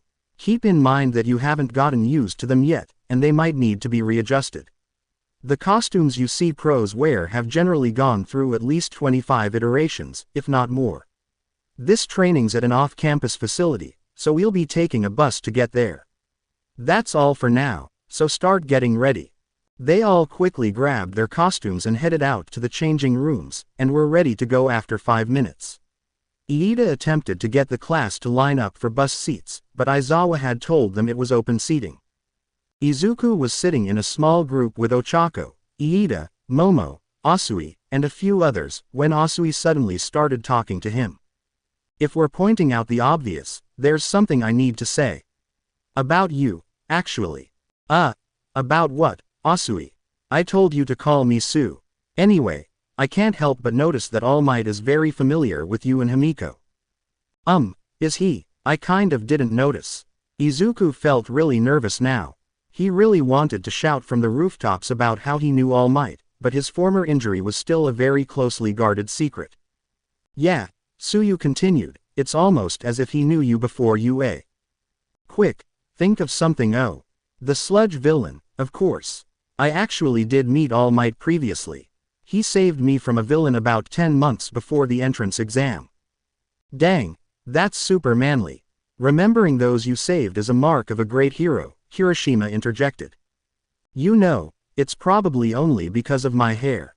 That got a few laughs from some people, but Suyu wasn't done with her interrogation yet. What does your quirk do?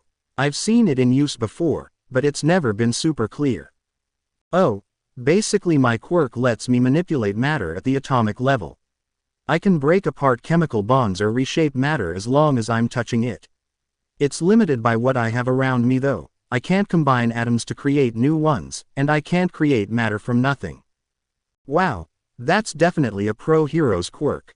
I'm not super psyched out about my own hardening. It's great in a fight, but it's certainly not too flashy. Kirishima, that's a great quirk for any hero who wants to defend civilians.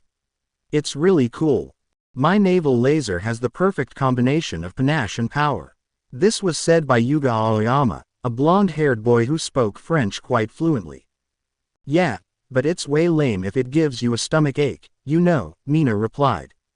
I mean, if any of our classmates have pro quirks, it's got to be Midoriya, Bakugo, and Todoroki, Kirishima said. Sure, but Bakugo's always angry, so he'll never be that popular, Suyu responded. The fuck did you say to me? You wanna go, Froggy?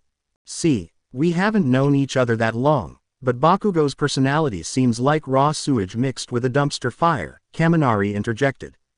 Let's go, you and me, Pikachu fucker. Right here, right now. I'll whoop your ass. Such language is unbecoming of a heroic student, Bakugo. Aizawa stood up, and quieted the class. Settle down. We've arrived. Wow, the space hero, 13. They use their quirk to save civilians from disasters. They're so cool. Welcome, everyone, to your rescue training at the USJ. I can't wait to show you all our facility. It's got many different disaster simulations, and hopefully we'll get through them all today. Aizawa looked around, noticing that someone was missing. 13, do you know where All Might is? I think he's going to be about 15 minutes late. He got caught up with standard procedures after a hostage situation downtown. Can't be helped, I guess. We'll get started, then. Anyway, before that, I have a few things to say. I'm assuming that some of you know of my quirk, Black Hole. I can suck anything up and turn it into dust. Yeah. And you've used it to rescue lots of people who were trapped in rubble, Izuku said. That's true, but it's a power that can kill very easily. Some of you also have powers that can be dangerous. Izuku knew that if he thought about it, Renovated could easily reduce a person to atoms. He'd certainly look for alternative options to total annihilation. Most quirks are used for peaceful applications, but as pro heroes, you need to learn how to best use your powers to save people. With the fitness test that Mr. Aizawa had you do, you all thought up creative ways to use your quirks. With All Might's battle training, you experienced what it was like to use your powers against others. This class is different. Here, you'll learn to save lives using your quirk, the ultimate responsibility of a hero. Remember, with great power comes great responsibility, as a great comic book series once pointed out. Wow, 13's a cool hero. I really can see why they're Ochako's favorite hero, thought Izuku. Thanks for listening. Now then, Yule. A black mist appeared near the central fountain. Momo was the first to point it out. Is that also part of the exercise? Both 13 and Aizawa turned around. Aizawa growled, "Those are villains. This is not a drill.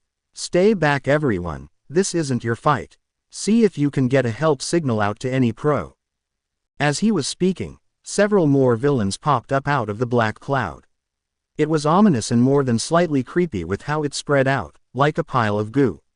Many villains emerged from the cloud, and Izuku could spy plenty of abilities. One had eyes all over their body, another one had really big arms, and there really was a great variety of quirks he could analyze. Oh, right, they were villains. 3 figures emerged from the mist, and Izuku's intuition was screaming at him that those 3 were the most dangerous of the lot. One had a bird-like beak were those eyes embedded in that person's brain? What quirk could possibly necessitate such an egregious violation of the body's organization? Coming back to that later, there was another figure with gray hands attached to almost every part of their body. And lastly, there was the generator of the black cloud. The only heroes I see here are 13 and Eraserheat. Perplexing. All Might should be here as well. The black cloud person had a deep and resonant voice, almost as if he was trying to imitate Darth Vader, but failed. Where is he? To think, I went through the trouble of bringing so many friends who are just so eager to meet him. Maybe if I kill a few kids, he'll show up. 13, why aren't the alarms going off? Ochako asked. I can't get a signal through. Somebody must be interfering with us. Kaminari shouted. 13, get the students out of here. I'm going to buy you some time. Aizawa proceeded to leap towards the villains, where he proceeded to lay the beatdown on them.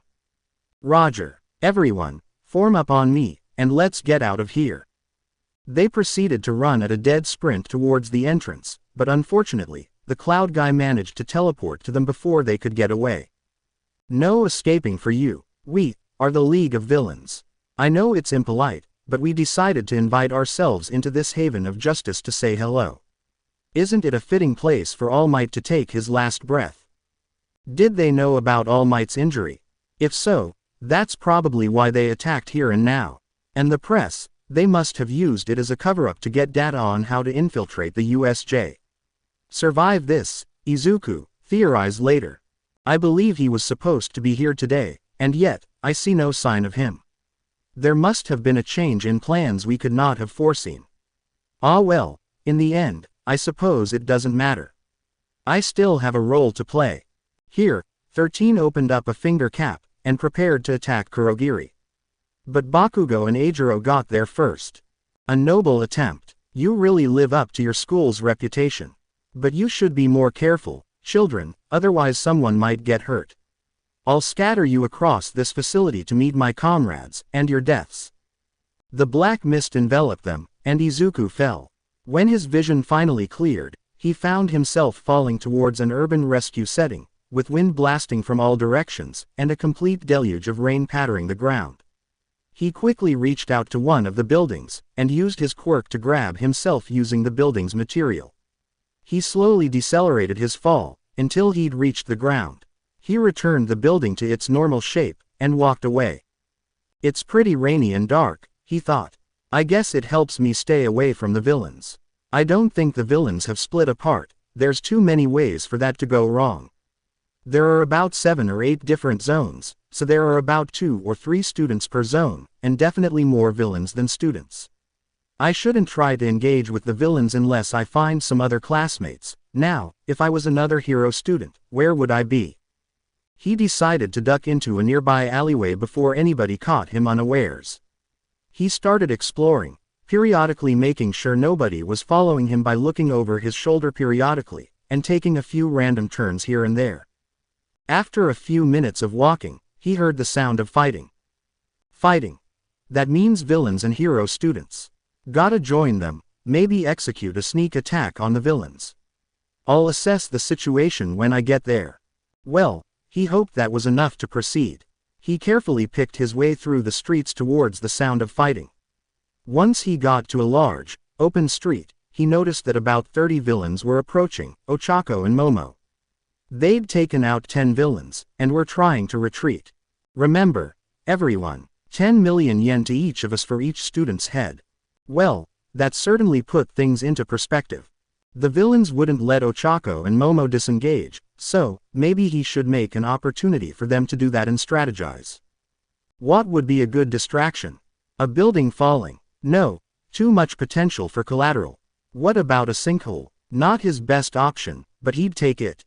He pressed his palm to the ground, and sensed that the building foundations were extremely solid. Good enough, he was going for it. He commanded the ground to form a sinkhole under the villains, not too deep, perhaps 6/2 meter, but with very steep and smooth walls so the villains couldn't get out. Hey, which one of you dumbasses did this? I sure didn't. Just when things were about to get good, too.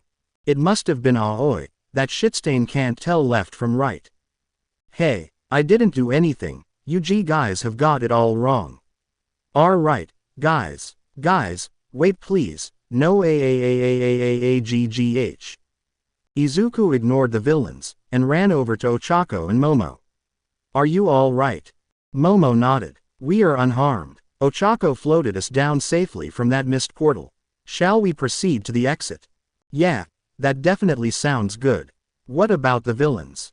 Momo, could you maybe create some sleeping gas of some kind? Yes, that's definitely a good idea. She typed on her wrist computer for a second, and then created a canister from her arm. She pulled the pin, and threw it into the pit Izuku made. That should do it. Trichloroethylene, mostly harmless. I think. Chemical warfare can be tricky sometimes.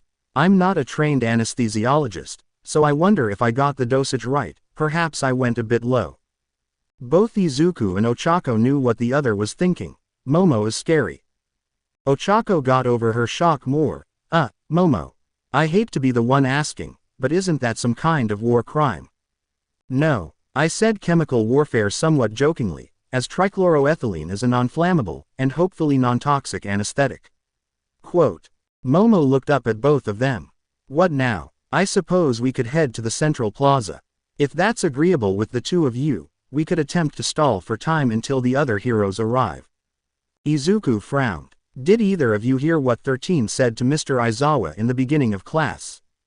Momo and Ochako shook their heads. So, what I heard was that All Might would come in 15 minutes. It's been about 10 minutes, so we don't have to wait for very long for help to arrive. Or maybe, someone has noticed something and All Might is coming sooner. Ochako nodded. Sounds like a good plan. Wait, don't the two of you have wrist computers? Could you try to contact help from outside? Momo and I were a bit busy running from the villains to try beforehand. Both Izuku and Momo facepalmed. They immediately tried to call for help, only to see that their signals were being blocked. Momo shook her head. I don't think we can. No signal seems to be getting out of the USJ, we're trapped until help arrives. Well, let's find a way out of here, then. I'm getting a bit cold. Right, I think I saw some exit signs this way. Once they made it to the exit of the zone, they saw that Eraserhead had beaten up most of the mooks there, who were laying in a pile near the fountain, with some groaning in pain. Aizawa himself was mopping up the last of the villain mooks, and nothing was happening. Suddenly, the hand guy was running at Aizawa, and grabbed his elbow. Aizawa's hair flipped up, and was the villain talking. Your quirk isn't suitable for these drawn-out fights, Eraserhead. You're blinking more often. I figured out your tells. There was an element of sadistic glee in his voice. Suddenly, Aizawa leapt back, cradling his right elbow. Izuku strained to see what was going on, but it was clear that Aizawa was injured, and there were still a few more goons left. Aizawa beat them up, but it certainly didn't look as easy as before. Suddenly, the hand guy spoke up. "Oh, and Eraserhead, I'm not the final boss. He is." He waved a hand at the tall black creature with the exposed brain. "Nomu, drain his health bar." There was a sensation of movement, as the Nomu suddenly appeared next to Aizawa, and just manhandled him. Izuku winced as he heard the sound of bones cracking, and a strangled scream of pain. That really couldn't be healthy. Is he bleeding, too? Is this what pro heroes have to fight every day? He needed to stall for time. But how? Suddenly, the mist guy appeared next to the hand guy. "Tamura Shigaraki," he intoned. "Kurogiri, what's going on? I was halted at the entrance by the children. One got away. Damn it, Kurogiri, if you weren't our way out of here, I'd dust you right now. I am sorry for my failure." Someone who seemed like a random goon approached them from the shipwreck. Did that mean his classmates were? "Boss, I'm really sorry, but the kids trounced all of us. I was the only one to get away. Please, what do we do?" He kneeled at Shigaraki's feet, looking utterly defeated. Shigaraki gently laid his hand on the goon's shoulder, and said, "Hey, there's no need for you to be scared." He then violently grabbed the villain by the neck, and Izuku watched, horrified, as the villain was promptly turned to dust over the course of 10 seconds. Shigaraki wiped off his hand on his pants, and murmured, "You fucking donkey." He turned to Kurogiri and said, "It's game over, now. We need to leave," but he turned around, and stared directly at the three of them. "We can break the symbol of peace's pride by killing some children." Izuku had one shot to prevent the three of them from being dusted. He yelled, "With that crusty, pale skin, and that weird obsession with hands, there's only one type of creature you could be. A league player." Was he hallucinating, or did Kurogiri mutter, "Burn," under his breath? Either way, Shigaraki reeled back in shock. "En Nomu, kill those children." Boom. The door burst open. All Might was here. Something felt off, though, and Izuku couldn't put his finger on it. All Might wasn't smiling. All Might said, "Have no fear, students. I am here." He vanished, and returned a split second later with all the students from every zone. Izuku searched for Himiko in the crowd of students, and she looked fine, aside from a few burns on her costume. Sato had some cuts and bruises, but otherwise fine. Bakugo was rather predictably annoyed, but alright, aside from missing his arm gauntlet. Shigaraki turned, and said, "Ah, All Might is here. Good, we get to continue. Nomu, kill him." The Nomu tried its best, it really did, but All Might wasn't one of the best heroes in the world for nothing. He slammed into the Nomu with such force that it sent a gale of wind careening throughout the USJ. Izuku covered his eyes, and saw his friends do likewise. All Might struck the Nomu once, with an ear-shattering thud, and did it again, and again, and again, in rapid succession. He finished his combo off with a shout of, "Alaska Smash," which sent the Nomu careening into the upper atmosphere like a badly guided missile. Shigaraki seemed a little panicked when he screamed, "Kurogiri, get us out of here." Izuku heard 3 gunshots, and Shigaraki's body jerked thrice, before Kurogiri enveloped him in mist and disappeared. To be continued. I hope you enjoyed this story. Also remember to subscribe and like this video. See you in the next video.